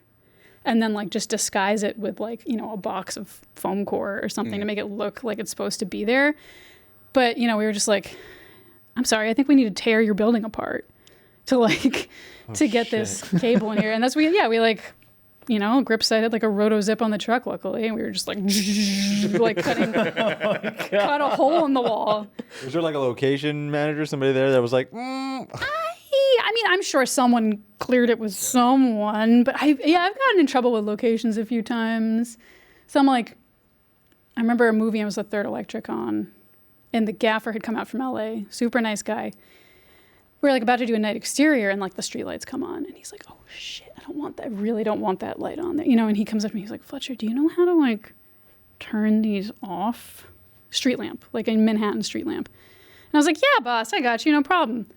I open up the bottom and pull the fuse out, because that's how you turn off individual street lights. You have a big Allen key. Good to know. You find the fuse and you pop it out. Sure, the city doesn't want you to know that, but but the LED ones are different. The LED ones are different. This was a long time ago. This was like sodium. It must have been sodium vapor time. But yeah, anyway, so we did that, no problem. But then at wrap, that's when the location guy notices when I'm putting it back in. And he's like, stop right there. I did, because he's worried he's going to get in trouble. This is a legitimate concern. Like, yeah, we should have asked, but like, I was just trying to help my boss out, Yeah. And then, but he like wouldn't stop yelling at me, and I was like frozen, and I was just like, will you let me put, I was like, I am restoring it now. Will you let me put it back in? And he was like, you shouldn't be touching it. And I was like, I understand, but if you let me put it back in, no one will have been the wiser. Yeah. Like you just noticed. Yeah. I throw a stick. What's that? Yeah. I know. I was like, you making a big deal of it's not helping you right now. We were shooting something in New York, and there was like the streetlights aren't in like nice spots. Like sometimes they're right outside somebody's window, and you could tell like somebody opened their window and they had a stick with like a paintbrush on it, and they painted the entire backside of one. It was like, that was one of my favorite things that I ever saw. We're like we as the grip department were like, hey, we need to flag the front. We're like, why is the back half already black? And then we like looked and we're like, oh, that's somebody's apartment, right? That's fucking hilarious. Like it was just like just people that lived here doing their own fucking thing, because it's like that light shines in my bedroom window every night, and it's like I gotta kill it. Like, streaks and tips. That's street. Super fucking smart. I loved it. It was great. That's so foul that he like chewed you out like that, though. There was no reason for your locations guy to do that to you, like at all. Yeah. It was a different era. Yeah. It was like kind of normal to get yelled at. I hate to say it. The new ones, I mean, the way that I know it, like on the top, if you need a lift to do this one, but the top of them, they have like a little like it's almost like a 30 amp plug with a sensor, and you just pop that off, and then you have like a bucket of all these sensors, and it's like you better hope you put them back on. Oh, that's interesting. Yeah. The other trick would be like, we'd shoot like a VNSP par can or like a Leica at the sensor. Oh, yeah. But it only kind of worked half the time. It's very Like, specific. Yeah. So like the sensor knows if you hit the sensor with a light, it just turns off. Yeah, because it's a light, it's a sensor. It's like, oh, is it nighttime? Yeah. Some of them are timed. Some of it's interesting too, because what we've learned, some of the worst neighborhoods or towns that you shoot in for some reason have like they get the best funding for like infrastructure and stuff like that. So it's like we've gone to like bad towns, but like they have one guy with an iPad and he can turn off every single individual streetlight in the entire town from his iPad. And you're like, why can't I do this in Boston? They're like, Boston doesn't give a fuck about like their streetlights, but like this town does for some reason. It's weird. Well, you guys heard it here. If you ever need to commit a crime and turn out a light, that's how you do it. Don't. Just say We no. don't endorse this. With all your years of experience working on location in New York, is there a location in New York that you just dreaded, that you remember, that was just like the worst New York location you ever had to gaff in? Like, because I'm sure there's many. Wow. Staten wow. Island.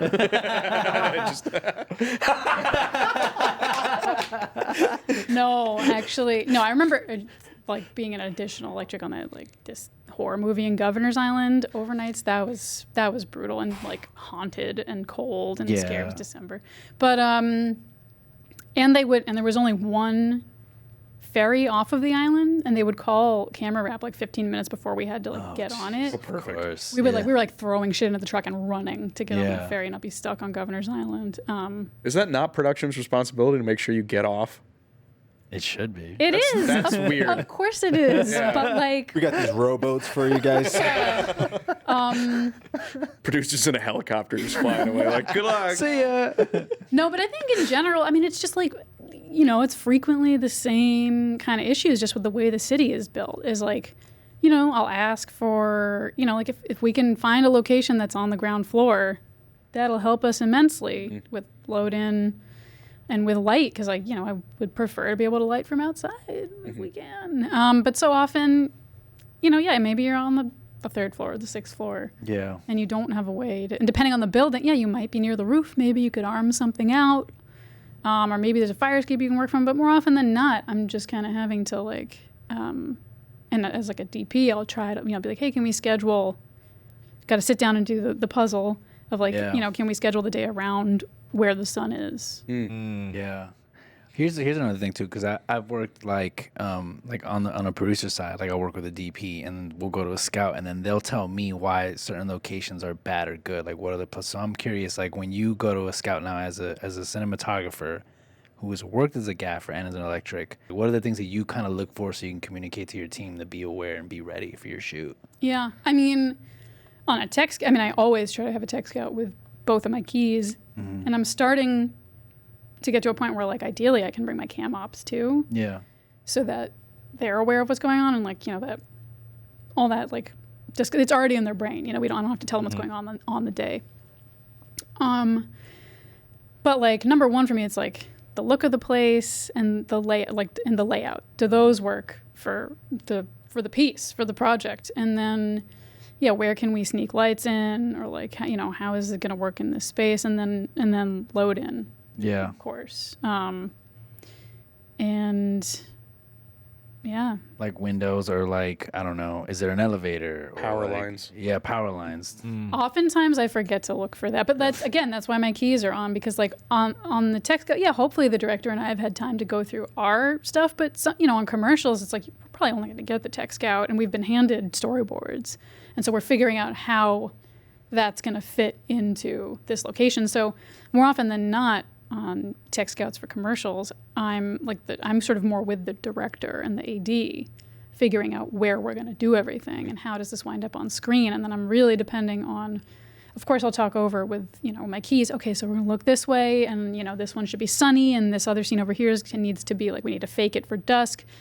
And then I really depend on them to make sure that like they are good with power lines and Do you push to make sure the scout's at the same time of day as what you're going to shoot? Like a scout during the day is not the same as when you're going to shoot there at night. Yeah. The location Sure. changes. Yeah. Yeah, I mean, I think at least in terms of commercials, it's so rare that we're doing like well, I feel like most commercials, he's like, we want to be bright and happy and sunny. So like more, and also no one's going to schedule a commercial scout at night. It's just not like, it's Yeah. different than narrative, you know? But like, yeah, on a feature, you know, I would probably do that, yeah. How does budget play into this for you when you're doing your scout and you're coming up with your lists and like your? I think that's I usually, you know, with my keys, will be like, okay, here's how we talk about how we would want to do it.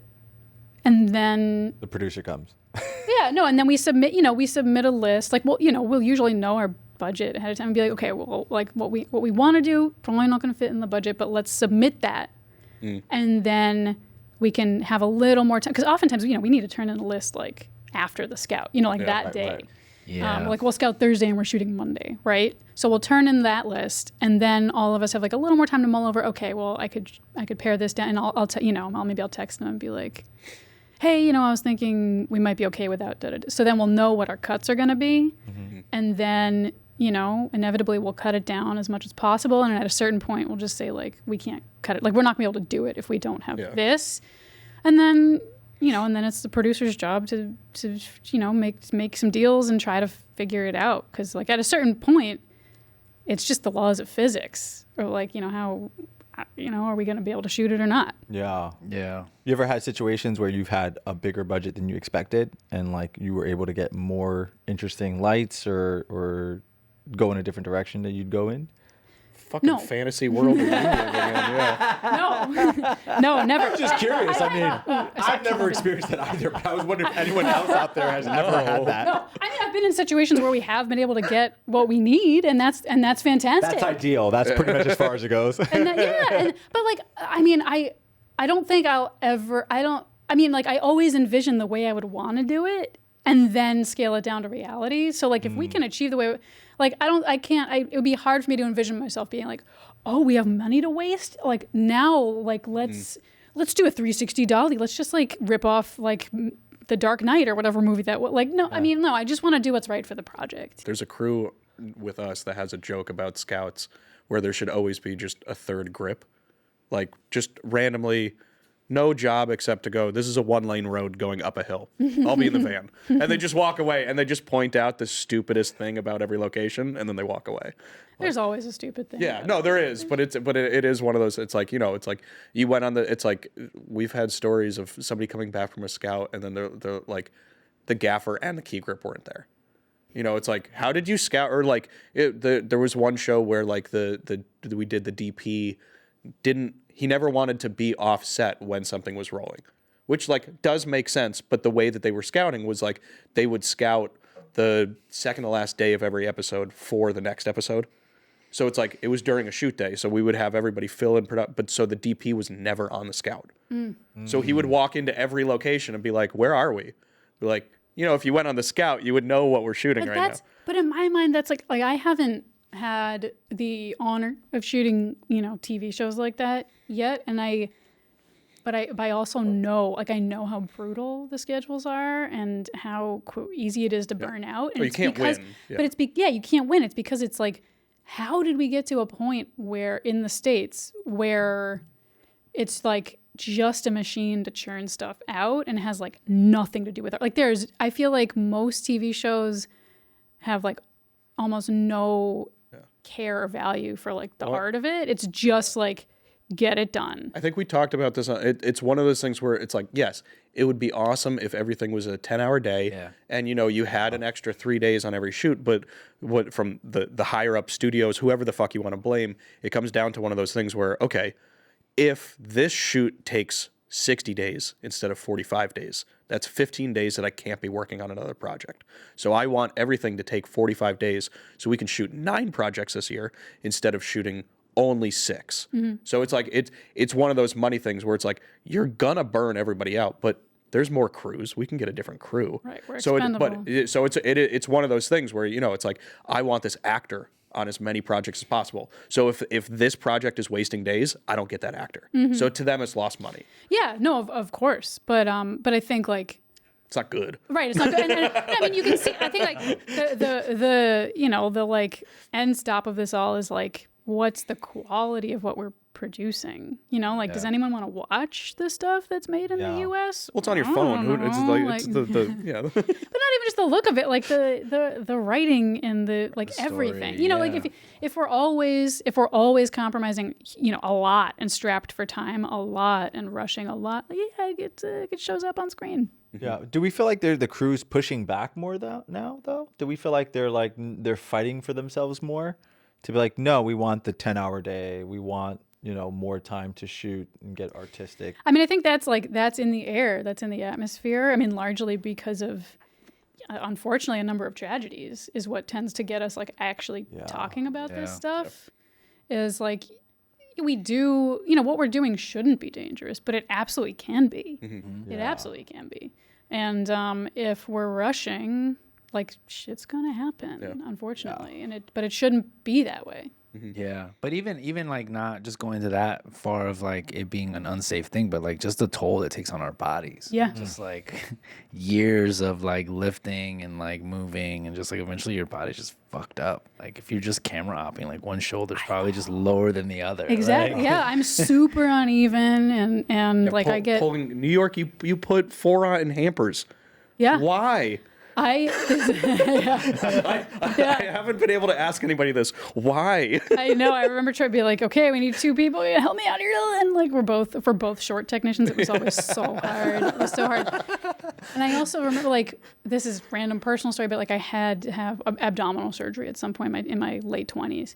And I explained to my surgeon, you know, like in preparing for the surgery, you know, I was like, okay, well, how long, you know, are we looking at for recovery, for going back to work? Because like I lift heavy objects. I was a best boy and a gaffer at that In point. awkward positions. Like Yeah, I was like, I lift heavy stuff.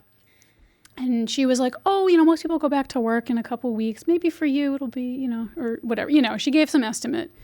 And then like the meeting the day before the surgery where we go back over everything, you know, I was like, yeah, so let me ask you again about, you know, recovery time. And she was like, oh yeah, you said you lift stuff. She was like, you know, well, you know, maybe I would recommend, like, you know, before you lift the object, you know, like put one hand on your desk and then like bend with your knees and lift it with the other hand. And I was just like, it's not a ream of paper. I'm sorry, desk? I was like, desk? You know, I mean, classic, she's a brilliant surgeon, but classic surgeon, like they don't listen very well, you know? And I was like, I lift 80-pound cables. Like, what are you talking about? Yeah. I lift 80% of my own weight. Yeah. Multiple times daily. I was like, what do you, and I just was like, I'm sure I blanched white. And I was like, well, I'm not gonna be working for, and I didn't work for a month. Yeah. Damn. Wow. But people just like, you know, most people I think don't understand. You know, obviously it's like when you join, you know, and you get into the industry and you go home for holidays and your family's like, oh, so what glamorous things have you been doing?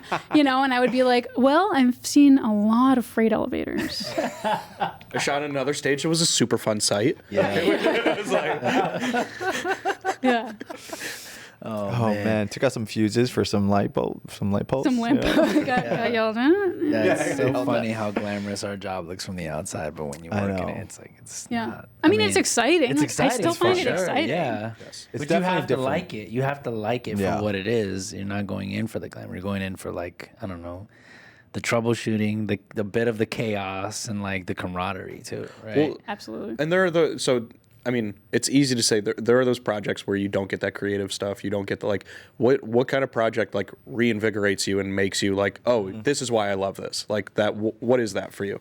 Narrative for me, like narrative with a good script and a director who has a vision and who can explain that vision, you know, where like together we can translate it into visual language and figure out like, you know, what are the things that are gonna like bring the emotion out. I think like, you know, when I get a script that I love and then, you know, doing like, I call it like the emotional pass, where I do a reading of it where, you know, it's probably my second or third reading where I'm like, okay, whose scene is this? Like, whose story is this? Or like, what's the, you know, what are we trying to say? It's the subtext. It's the emotional subtext, right? Or psychological subtext. And then I ask those questions of the director, or say, we compare notes on what we're thinking it's actually about. And then we sort of have like an emotional map of the movie, and then we can start shortlisting. To me, like that's the core, like that tells us why the camera would be anywhere and why, where should it go and why would it move or not move, and like what's the mood of the lighting, and what do we decide colors mean. And I, most of my shooting career has been largely on commercials, because it was a quick way to get stuff on my reel and meet directors and like show that I'm a DP, be able to put together a website. Yeah. But I always wanted to, narrative was always my goal, Yeah. So now I'm trying to make that shift. And this past year was slow, I think, for almost everyone. Yeah. So, I've been doing a fair number of short films, because everyone was like, oh, I've got time now, I can do my short film. And even like a passion project like that, I'll just take ones where I like the script and the director, and that's always going to like feed my soul. Yeah. And make me want to be there and believe that we're making something that's like worth doing 12 plus hours a day. Yeah. Any particular short film or narrative you worked on that you felt really invigorated you and you felt excited about? A couple recently, yeah. A year ago, I shot one called Thirsty Girl, which is going to be at Sundance this year. By the way. Congrats. Yeah. That's awesome. But that was one where we definitely, it was like very much about, the lead character's like psychology, what's going on with her. So you got to dig into like isolating her and like, and colors. And we, had some really strong ideas of like what colors mean, and how it's like if she's feeling withdrawal, we're in this color, or like if she's feeling guilt, we're in this color, and like sort of working those into the world of the film where they feel motivated by sources. Yeah. But that was a lot of fun, and I really I've always believed in the script and that director, and now we have some what's the word, affirmation, whatever. It's nice when like programmers Recognition. When programmers are like, oh, like we think we agree that this is worthwhile and this is good. It's nice. Can you give us a little background on the film, like what the film is about? Yeah, it's about a woman in her late 20s, early 30s who is driving her sister to rehab, but she herself is hiding her own sex addiction. And so it's sort of like, her trying to be a good sister, but also like kind of being unable to do that when she's hiding her own, problem. Addiction, yeah. Yeah. That sounds really crazy. Is it all shot in New York? Where did you guys shoot? We shot up in Peekskill. Okay. Yeah, like an hour out of town. How many days was it? We did 4 days. Oh, nice. That was quick. Okay. Yeah. Wow. Yeah, it was a 12-page script. So. But so when you do something like that, you're talking about all the did you probably spent more time pre-proing than you actually did? Absolutely. Like how to bring this back into like our budgeting and stuff like that. Yeah. Like, so when you get a job like that, are you billing for all this? On I know shorts? It's like this is like more of a passion project, but like, would you normally like, if I'm going to sit down and I'm going to figure out what color light means this kind of thing, like this has to be part of. I mean, prep should be paid and is often paid. And on features, you're usually getting 4 weeks of paid prep. Mm-hmm. On shorts, maybe I got paid for 1 day of prep just to as like a token of being like, we understand like you're putting in more than 4 days on this, but no, there's not like, I don't think I've ever been paid for every day of prep I've done on a short. Yeah. No. Yeah. And then how did you decide, I guess, your budget for lighting and stuff for this? Did you have to kind of build your lighting kit around it, or did you fight more for your lighting kit for the budget?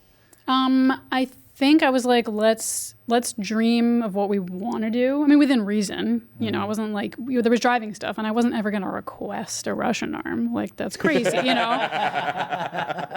nor would that have been the right style for the movie either, like, Fucking whip pants, Doing donuts. We're talking about addiction. Let's have them go You're wild. squealing into the rehab center. You're like, Yeah.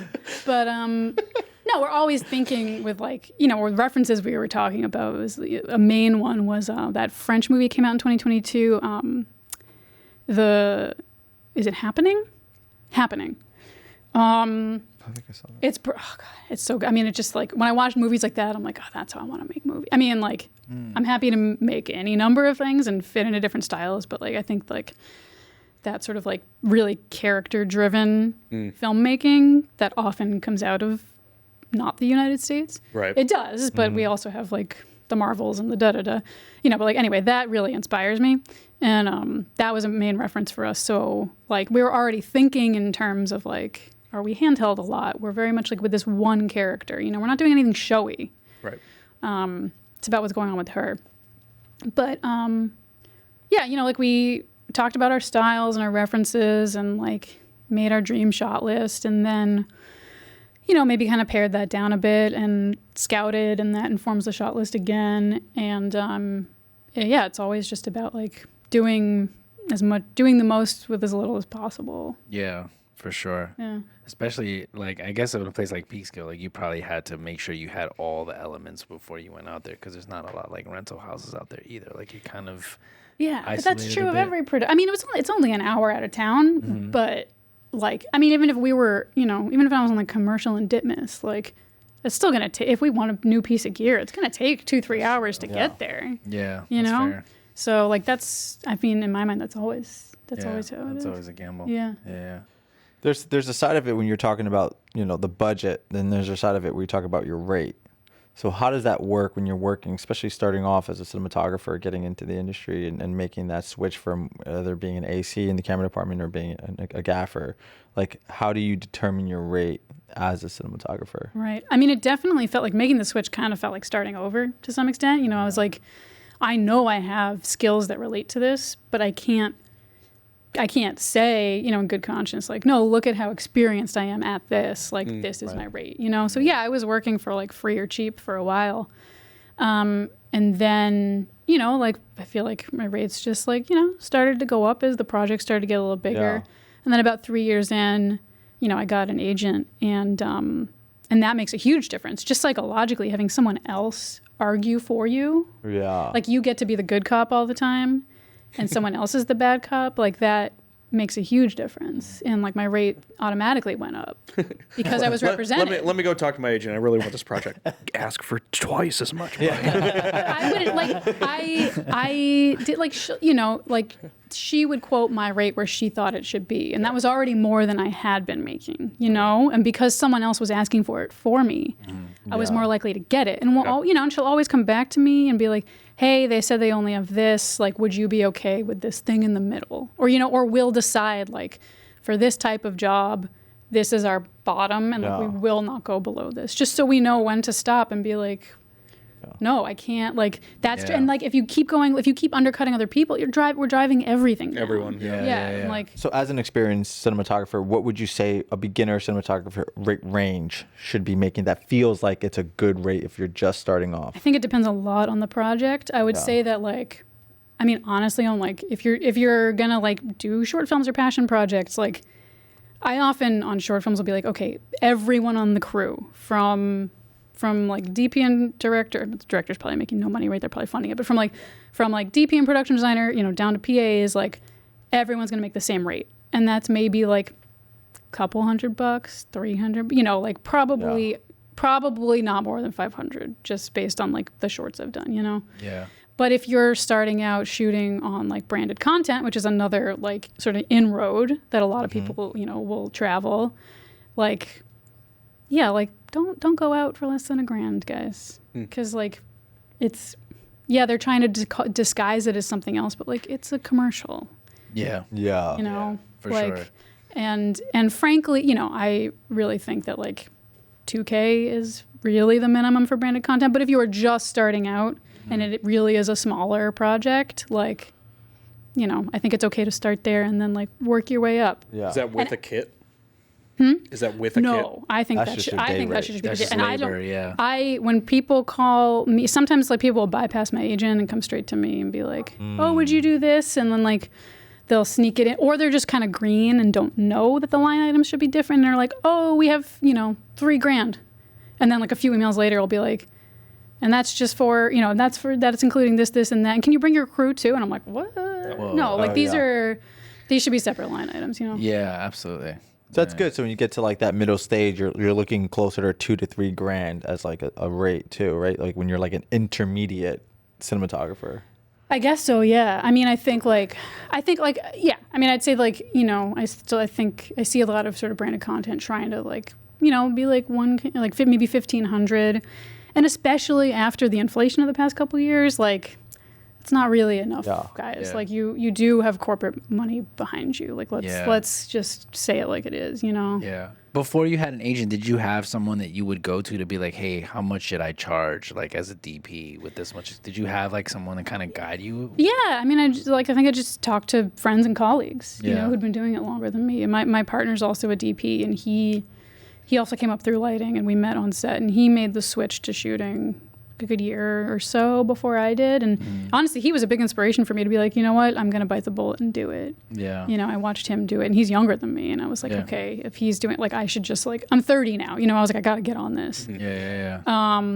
But yeah, you know, I'd talk to him and other friends and yeah, we'd just be open and honest. I know like it's, you know, it's kind of considered gauche to talk about money, but I think it is important, Yeah. you know, for It's us to all definitely- communicate. It's such a Yeah. weird, like, I don't know why it's like we're taught to, it's like such a private thing. But it's I like know. it's like what you said. It's if one person starts undercutting the market, it's bringing everybody down. Yeah. So Yeah. yeah. Yeah, that comes from corporate though. Corporate's the one that says they don't talk about your pay because they're giving people different pay. Exactly. And I worked at NBC where they didn't say anything like that, NBC in general, but it was just like I had two people that were going up for the same job, and like one left and worked at ESPN Sports and came back to work at NBC Sports, and their gap in difference of pay was like $30,000. And I was just like, what? They're doing the same job, Yeah. but because they left technically for more experience and came back, I think it was 6 months to a year later, they made $30,000 more than the other person doing the same exact job.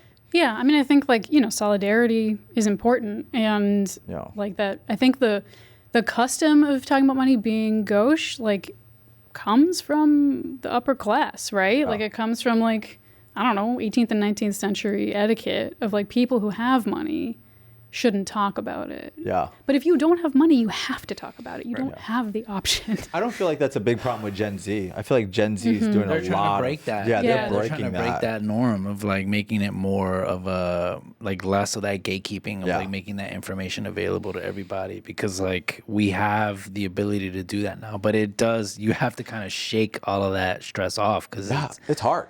yeah, It's fucking hard. But to your point too, it's like it's not easy to just answer that question. You can't just say to someone like you should be asking for this rate, because the question is like, well, how much experience do you have in this world too? Well, right? what is the project? Like, do Yeah. you believe in it? Who are you working There are for? a lot of Is variables. Are they a startup? Yeah, Are there's they- all yeah. these graphs that got to come together, and then you find that like Yeah. the number that makes sense. Yeah. A colleague of mine interviewed for like $4 or $5 million, you know, tier movie last year, and you know, didn't get it, and the person who got it, you know, usually shoots majors, and that's fine. Hey, like if they're available, great, you know, and if they're down to do, you know, work on that budget, great. But it did, you know, it has meant for the past year that like the level of projects we would normally be getting, we haven't been getting. Yeah.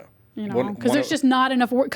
Like the ratio of work to talent to crew is like that. Yeah. You know? Yeah. One of our sound guys went out to LA for, I don't know, a year and a half, 2 years. And he moved out there. I think his fiance got a job at a studio or something like that. And that's what the move was. But he has the resume to try to apply for whatever. So he was going from boom. He wanted to be more of a full-time mixer. So he's applying for jobs, and he's like competing for like tier 2 jobs against like a guy that has like 2 Oscars. Exactly. You're like, how the fuck is this guy? Why is he going for the same job? It makes no sense. But Right. it was that like the flood of talent versus work or something like that. It was, Yeah, you're Yeah. right. It's like a push down. You just, you know, everyone, it's not really, I mean, it does affect everyone at the top, but it kind of like, they go down a tier. I'm like, oh, I can do some of these jobs. And then those Yeah. people have to go down a tier. And then people at the Yeah. bottom are like kind of screwed. Yeah, that's kind of been the last year. It's like, I mean, people weren't even bumping down a tier. People were bumping down like 5 tiers. You know, I mean, like, So How do you think we move forward? Like coming back and hopefully everything goes well in the summer. And I mean, it's a tough question. There's a lot of pressure for you to answer. Yeah. You speak for every cinematographer. it does. Fix the industry, Fletcher. I'll fix it. I'll open up that toaster that is the industry and I'll see how it works. Change the fuse. Yeah. No, I mean, I think that it does feel like work is coming back, and like bottom line is like there has to be more work and it has to come back. And I do think now that the strikes are over, that is going to start happening. I think we need to, continue the conversations of solidarity and pushing back against losing the rights that our unions have fought for so long. We need to unfortunately, it's like you don't win these things and then keep them forever. We always got to stay on top of this. Yeah.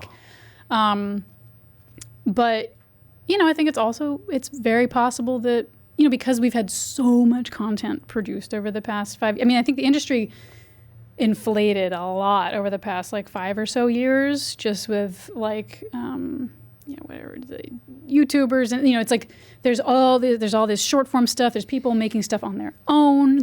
So it's, I don't know if we'll ever. I don't think Hollywood or the traditional film industry will ever really have the same hold on the market as it's had.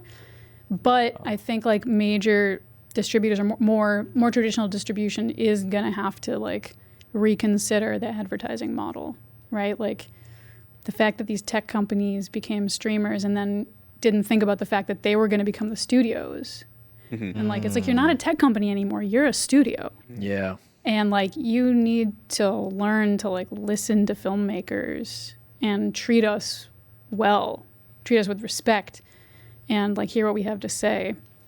I mean, I think we're going to have to keep fighting for that, because that's the only way to make this a sustainable living, right? Like for a long time, the film industry has been one of the only art forms where like your average worker could aspire to a middle class living, because our day rates were decent.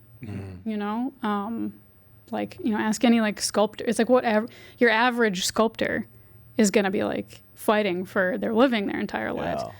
But you know, with like the switch to streaming and like losing the advertising model, and then companies being like, wait, how do we make money at this? I don't know. I didn't think about how we'd make money at this after we reach peak subscribership. Oops. Like, no, there's no one to buy us. You know, it's like the tech model of like, you build your subscriber base and then you sell to a bigger company. Guess what, guys? There is no bigger company. You are the biggest one. Yeah. So like, I feel like they really didn't think about their business model after peak subscribership, and now they're gonna have to reconsider the business model.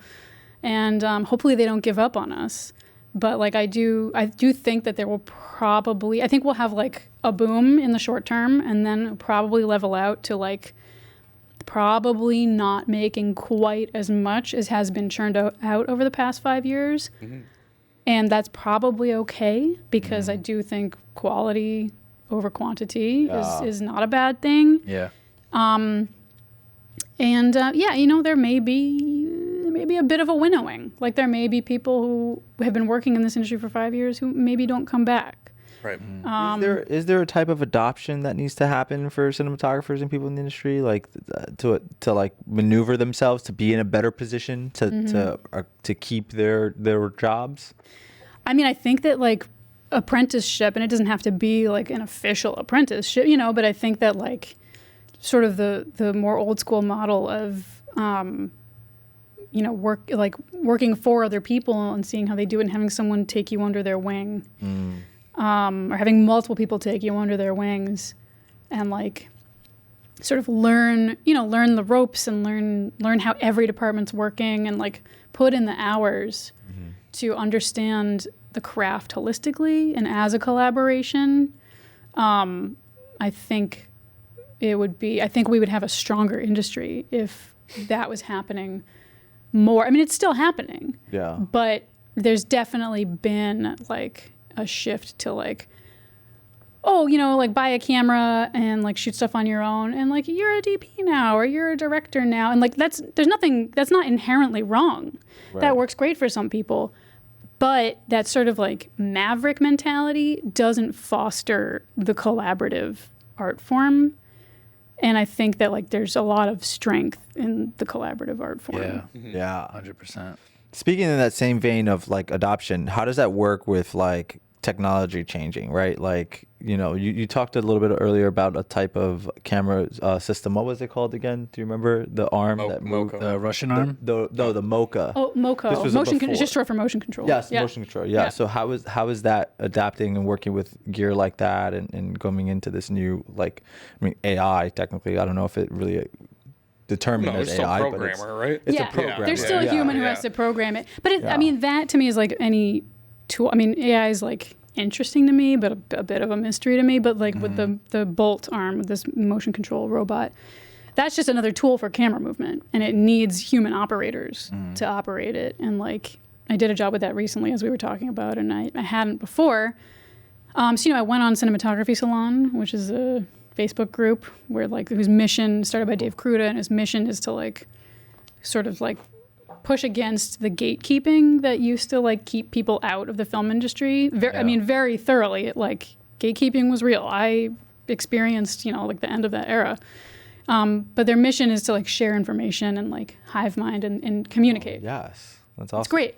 But you know, I'm not an avid contributor because I'm not much of an internet talker. But it's a wonderful resource.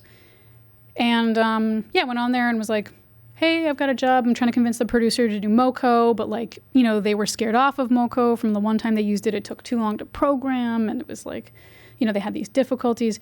But like, you know, I really think it's the right tool. Any advice on like who to call, what type of rig is faster, you know, like a little faster to work with, you know, one of the newer ones, or like a team who works pretty fast, who can like help me convince the producer this is the way to go. And yeah, a couple people recommended, you know, there were a few different recommendations. A couple people recommended the same person. And, you know, I called him up and we talked, and it was great. But like as with anything I haven't done before, and actually as with things I have done before, I lean on my crew. Yeah. Yeah. You know, if I don't know what I'm doing, I'll ask the questions so that I'm leading in a way that makes sense. Yeah. You know, like, and it was great. You know, it was Rambo Studios. He invited me over just for like a couple hours of like seeing how it works. And we were like, well, let's program a shot. And it was, you know, it was really, and it does sort of basically come down to like the similar process to how you would like talk to a dolly grip, you know, with like a person who's pushing it. It's like, okay, let's find our one. Let's reframe a little bit. Okay. And then in this case, you know, he's recording that. And then we'll find our two and we'll record that and see if it works, and we'll tweak it, you know, if it doesn't. Just for people that like I've never worked with, is it something like, can you position the camera and they record it, or they move X, Y, Z, and that's everything is okay? Yeah. The you know, and it can be, you know, we had it on track, so there's like distance, you know, and then the arm can move any which way, and we can pan and tilt and roll as well. So everything is controlled from computer. Crazy. Oh wow! So it's sort of a new skill set that you should kind of learn. Then I mean, it's a little bit out of the realm, right? From operating a camera or being an AC. It's a new tool. It's a new tool. It's a new tool. Learn how to talk to the person that can do it. Yeah, not exactly. learn how to do it yourself. Exactly. It's like having a Steadicam up, and you don't know how to say, like, if as a DP you don't do Steadicam, so you bring a Steadicam operator to do that specific movement for camera, because like that person has been doing it for like 10 years, no more. Know what you're not an expert at, but just know how to communicate with that expert, or learn how they need to communicate, and how, you know, learn enough about their tool so that you know how to speak to them. And then, but in the end, we're just we're all speaking about cinema language of what's going to wind up on the screen. It's another specialty route people can go. Yeah. They can learn and adapt to and change as times change. Yeah. And the fellas at Rambo, like, they do that full time, you know, and they're always improving their rig, and they're talking like servo motors and, you know, all this stuff. That's like, I find that fascinating, but I don't have time. Like, I only have time for the, like, you know, few hundred micro decisions I'm going to make on set that affect the image. I don't need to, I don't have the brain space to like Learn the know ins and how to outs. fix your servo if it's motors. not on your next 6 jobs, why does it matter? You know, it's like No, it's. I mean, unless I for some reason switched gears, I'm like, you know what? I want to be a bolt arm operator. only shooting this, only shooting Moco. But even if I was only DPing Moco, I still wouldn't bother to learn. I mean, no, that's not true. I guess like at a certain point, it make financial sense to buy one, but but that becomes your full time job. Yeah. You said financially speaking, if that's something you're doing all the time, like you would buy a rig, but like, not that rig specifically, but like right now, what is your kit? Like, what do you like as a DP? Do you bring your own monitors? Like, do you what is your setup when you show up? Sure. I just have like a 1510 Pelican that has like my light meter, my color meter, my little color chart, my like USB sticks with viewing LUTs. Okay. Yeah, I think I have some for the Venice and mostly for Arri. It's mostly what I shoot on, out of comfort more than like it's not like I care about it's Arri's great, but like I'm not doing it because I'm like I identify with this brand. I mean I did intern in tech support at CSC in like 2003, and they were great, but it's just about like knowing the tool and making sure like I'm not going to let anyone down by being like I need to practice exposing this camera. It's like I know how to I know that sensor. Yeah. And then I've got platform shoes for handheld operating because I'm 5'4", which means the lens is only at 5 feet. Okay. I like to have it on my shoulder. I've never even thought about that though. That's interesting. And I got platforms and a back brace for handheld. Nice. And that's mostly it. And then my partner and I do own an Alexa 35, but it's more like an investment, and it lives at Panavision, and so like hopefully it's working. But if it's not, then we get to use it for passion projects. So when you say it's working, like you're renting it out? Panavision's renting it out to it's like ideally at Panavision it's on a show for forever and ever. Yeah, which this past year hasn't really been a thing, but like hopefully that starts up. Yeah, we did the same thing with an Alexa 35 at TCS, and it's like cool. It's been a slow year. So. It's been exactly. I got like an invoice that was like, hey, you rented your batteries. I was like, oh, cool. Yeah. When did you get yours? Well, we bought it like last year, but we didn't get it until like, I don't know, April of this year. Oh, this is the one that just came. Yeah, you just got them out. Because of like they had that whole thing with they were just backed up with the orders and same. Yeah. Same. That's pretty cool. I never really thought of it before. We talked about it, John, when you got the Alexa, but like renting out your kit, even on a job you're not necessarily working on. I mean, with that camera, you kind of have to. It's like it's a big purchase. You have to work a lot. Yeah, either you're working a lot on commercial jobs, or you're looking at it as just another revenue stream, Exactly. so that it can pay off the camera, so you can just own it. It's crazy when you think about it. Like you're taking out a loan on a house. Like you're just it's like, Oh yeah. Well, and I'm sure like those rental houses probably appreciate it too, because it's like, okay, now 2 years later there's a different camera. They didn't have to invest the money, but they still made 5%, 10%, whatever the fuck it is. Like It's 50-50. Really? Okay. Yeah. oh wow. Or it's always in that range. Yeah, I mean, I'm sure. Yeah. Yeah, or 60-40 maybe. But I mean, that's why when we buy cameras, we always buy Arri, because it's not going to be done in 2 years. Like it's going to have a longer lifespan, Yeah, they built that one. It took like 10 years before they built the new sensor or something. Like it took them a long time. So, we'll see how things go. I mean, you just mentioned it, but like brands, like are there specific brands you prefer to work with that you feel like are more suited for the longevity of having it in your toolkit? I mean, yeah, there's a bunch of different any brand that has been around for a while and like has always been made for cinema is probably going to build stuff that's well suited to working on set, like Bustelo coffee. Absolutely. It's got double meaning. Bustelo coffee, Canal Lighting makes great china balls. But man, I'll never live down the Bustelo coffee cans. Thanks, BT. I'll answer this question and then I'm gonna throw BT under the bus with something. Perfect. Good. Great. But no, I mean, like, Arri, Cook. I don't, there's brands that are like they've Sackler. They've always been by cinema for cinema. So they're always getting, like, they talk to DPs and ACs and gaffers and, you know, before they put a product out, which is why it took Gary 10 years to get the new sensor out, right? Like, they don't put something out and then go like, well, give us feedback. Well, maybe we'll fix it. They really like listen to the people who are using the equipment. I feel like there's a lot of new, like lights especially. There's a lot of new LEDs that come out. They're good. I'm not saying they're not good, but like you look at the menu and you're like, there's 4 ways to do the exact same thing, and you're like, this was not developed by somebody that ever worked on set. This is developed by somebody that like knew how to make a computer and they made something really bright, and now they're selling it to people that work on set.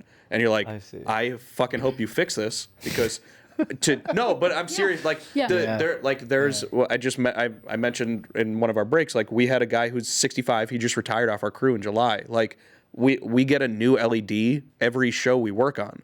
Like, you think he's going to take the time every other month to learn a new menu? Yeah. He's like, he's retiring, you know? So it's like, so we let him, like the last couple of shows, it's like, Jack, you're the tungsten guy. Like, and he's an awesome technician, but like that brain capacity to like, why is everybody doing all of these things so differently and inefficiently? Like you need those brands that have been on set and know how things work to, even if it's a different product, like make it similar to this other thing that we've been using for years. Like there is that little gap. Totally. If a camera feels more like a computer to use when you're on set than a camera, like that's not, for me, that's not good. Like I'm not going to want to work with that, you know, because we're under so much time constraint and pressure. It's like, if you can figure out how to use that tool, that's great. But like for me, you know, that's not the tool I'm going to prefer. Right. Yeah. That's very true. Tell me about throwing BT under the bus.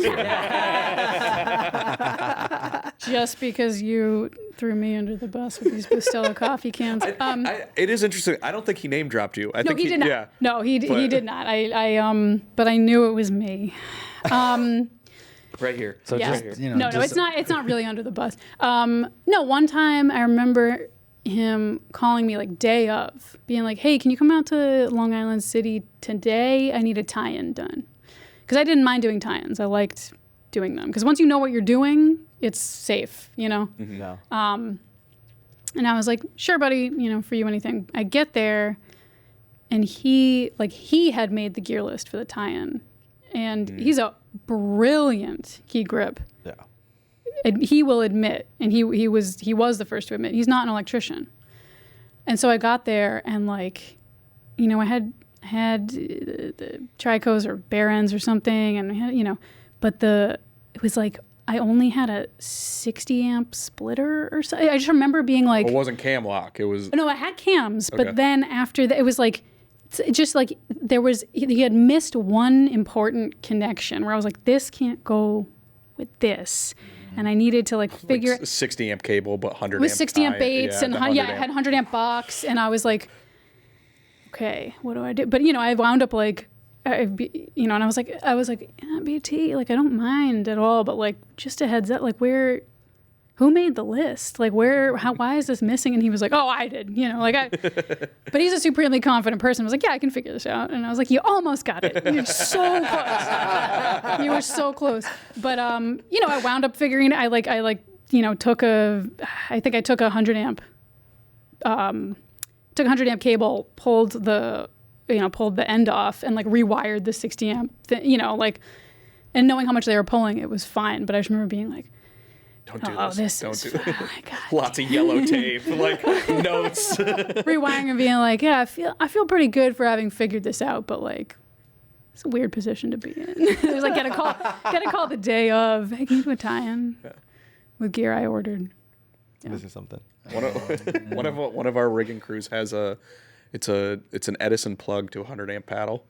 And it's specifically so when they go into a spot where they don't have the generator, they can plug into a house outlet and they can flash all of their wrap packs, because they're like, they'll do one circuit at a time. But like, if you're not running the generator as a rigging crew, you hope everything works, but so it's like their way of testing everything. But it's like you see this adapter that's like a 20 amp plug to this 100 amp panel. You're like that's don't not ever use this anywhere. So backwards. God. Yeah, nothing like backwards wiring. Yeah. There was one time, like a big fashion spot. I was gaffing, and it was like, maybe a year or two before Asteras came out. And this was like my era of lighting designing with a lot of like Kino tubes in frame. There was just like this era where I did a ton of Kino tubes in frame. Mm-hmm. And it's like a bigger fashion spot with this set build. And they built these big walls, and they were just lined with vertical Kino tubes, rows and rows. I think we had 200 tubes up there. Wow. Wow. And they would screw the clips in and make us a little rat hole to hide the cable, come out the back. But we could not source enough DMX ballasts in New York to actually do, we had all these flashing cues.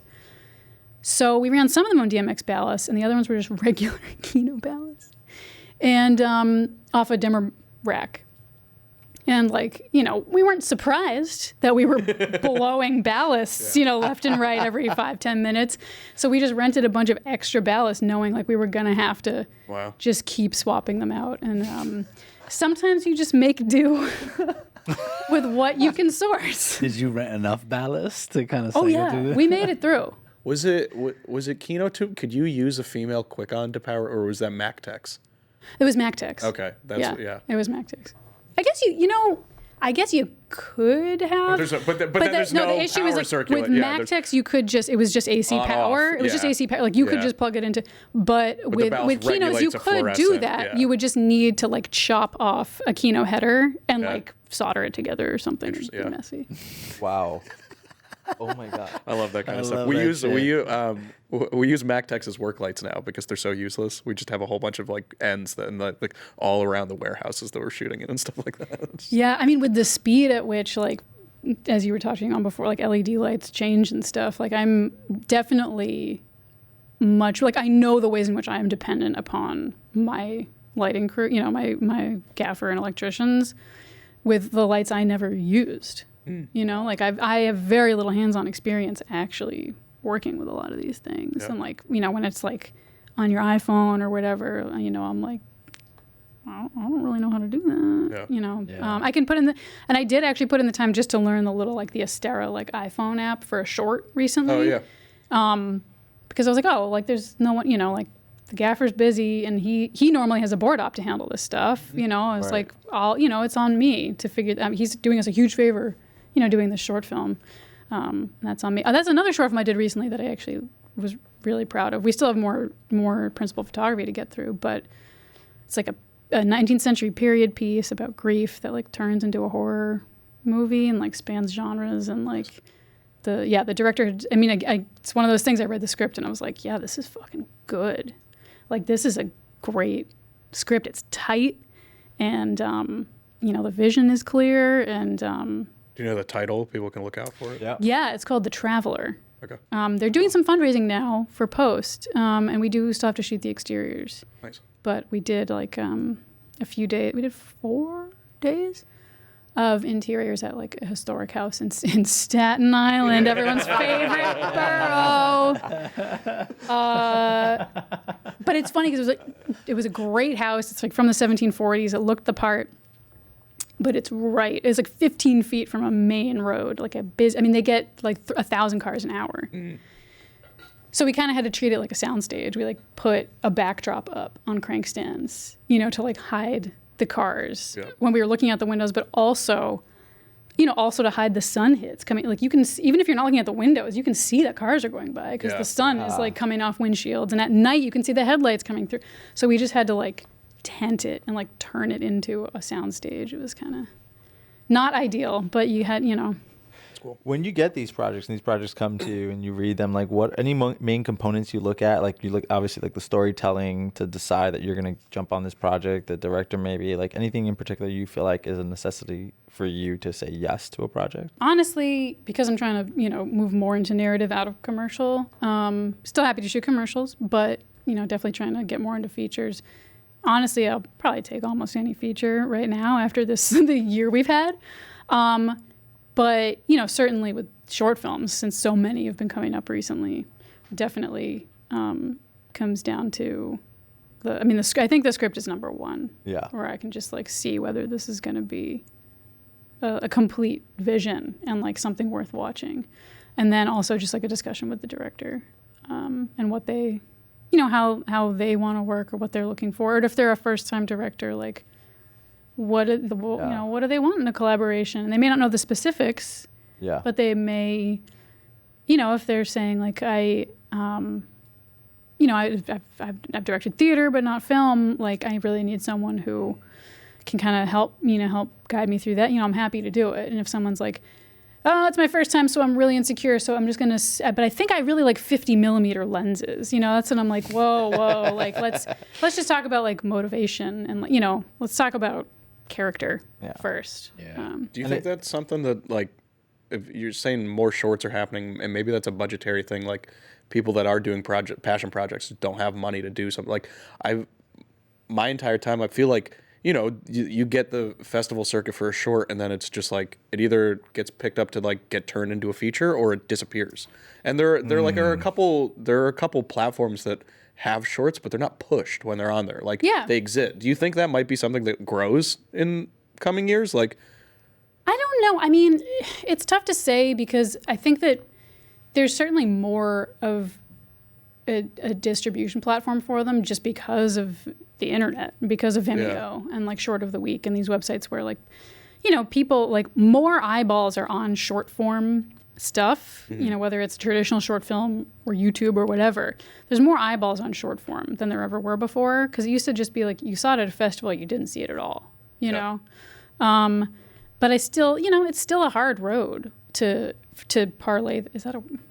I recently rewatched Pirates of the Caribbean. Is parlay a real word? But it is no. to me. Yes, it is. To turn it's still an uphill battle to turn your short into to get traction with a short and turn that into more work. I'm just wondering. It's if it do you think maybe studios will see it as something that is viable? I haven't seen any evidence to that, except for that. I think that's a more 20th century and aughts model of doing the festival circuit and having your short get seen and having a producer be interested, and it still happens for some people. It happened to a short my partner shot, but that director, he already had the feature script ready. He did all the right things, and he got lucky with someone seeing his potential. And those producers are they're really experienced development producers that have been doing this since the early 90s, and they know how to spot that, and they know. I think there's less and less development producers who do that job and really ferry projects from their infancy onward. And there's more, I think most money in the country is, gets put towards what some executive thinks is a surefire. A surefire, IP that's going to get butts in the seats. And I think it's pretty clear that business model is starting to fail because, how many more Marvel movies can everyone watch? God. 50.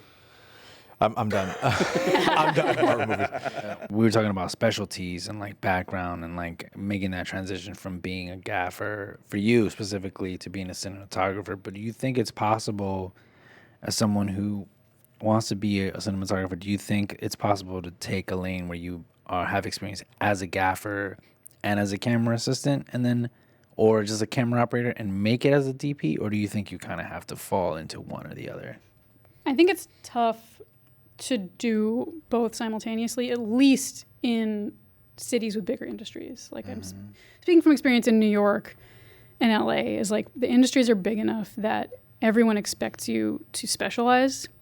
And it's just psychologically, it can be, if you're labeled a dabbler, if people see you as a dabbler, they may not take you as seriously. And I'm not saying that's the right way to go about it. It's just, that's just how it is. That's how I've seen people sort of react to things, right? And I think, in smaller cities with smaller industries, you have to dabble. You have to do multiple things. There's not enough people. There's not enough people. Yeah. It's not enough people, and there's maybe not enough projects. So like everyone does multiple things. But I do think in a city with a bigger industry, you are kind of expected to specialize, and it's I'd say like take the opportunity of being in a position where you have that luxury to specialize, because it means if you're doing it day in and day out, you're going to get really good at it. And it also means that you're on big enough crews that if you pay attention, you can learn from everyone around you. There's nothing wrong with a one-man band production if that's the right thing for the project, but you're going to hit a wall where you're not going to learn anymore, and you only know how to do things your way. And I'd say, I still learn every day. I learn from directors I work with. I learn from the crew I bring on, new ways to do things. And, and I've really been wanting to get on set more as a cam op for other friends who shoot, because I want to see how, I feel like I could learn more. I could learn ways that friends are doing things. Why do they frame it that way? Why that I haven't thought of, or even watching their crew, like, I wouldn't have thought of, making a softbox that way, or, whatever it is, or pairing a soft light with a hard light in this positioning, or, there's always things to learn. And the more, sets you can get on where there's enough people who've done what they do long enough that like they've got these interesting ways of doing things, you're going to learn more. So I think it's actually, I don't think it should be seen, it can feel maybe limiting when you come into a bigger industry and be like, oh no, I have to specialize. You could always move on. If it doesn't work out, if you realize like, no, this is not what I want to do, then shift. And yeah, it's tough to make a shift. It's tough to convince people you can do something different, but it is possible. Yeah. It is possible, and it may take a while, and you may have to like save up money. It's not easy, but it is possible. And I think that instead of feeling like limited by having to choose a lane, I think it's actually like a great opportunity that we have in cities with larger industries, because it means you can get really good at something and watch other people who are really good at that one thing. See some of the best do the job.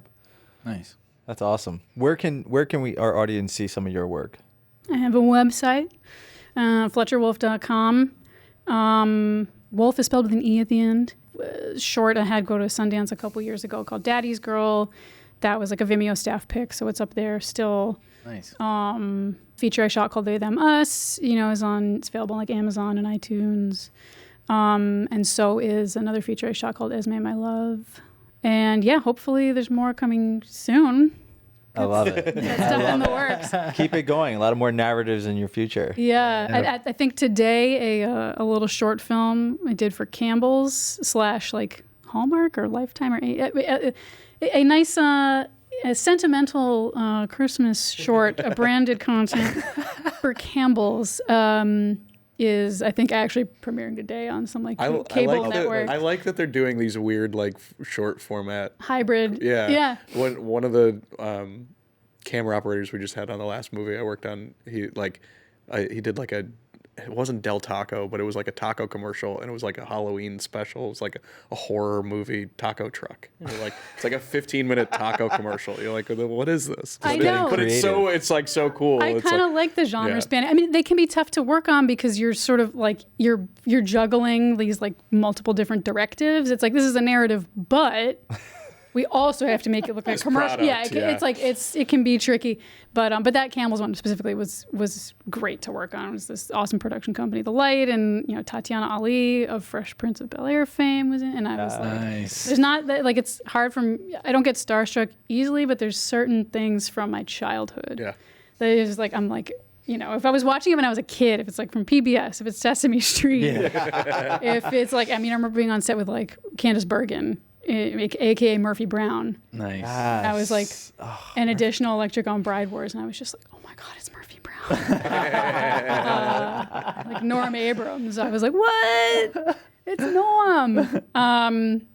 Yeah, but yeah, working with Tatiana Ali was definitely an honor. I love that. And it has been an honor to have you on our set. Good today. segue. Oh, thank you. One of those had to come out today. Thank you very much. No, but seriously, it's been an honor to have you on our pod. We love it. Thank you, Fletcher. Thank you you've guys, really. have shown us another way of getting into the world of becoming a cinematographer through a different department and making it happen for yourself. So thank you again, Fletcher, for joining us. Appreciate you. Appreciate everyone watching at home. And we stay tuned. We hope to see you on the next one. Peace. Peace. Later. Okay, bye. Bye, Alan.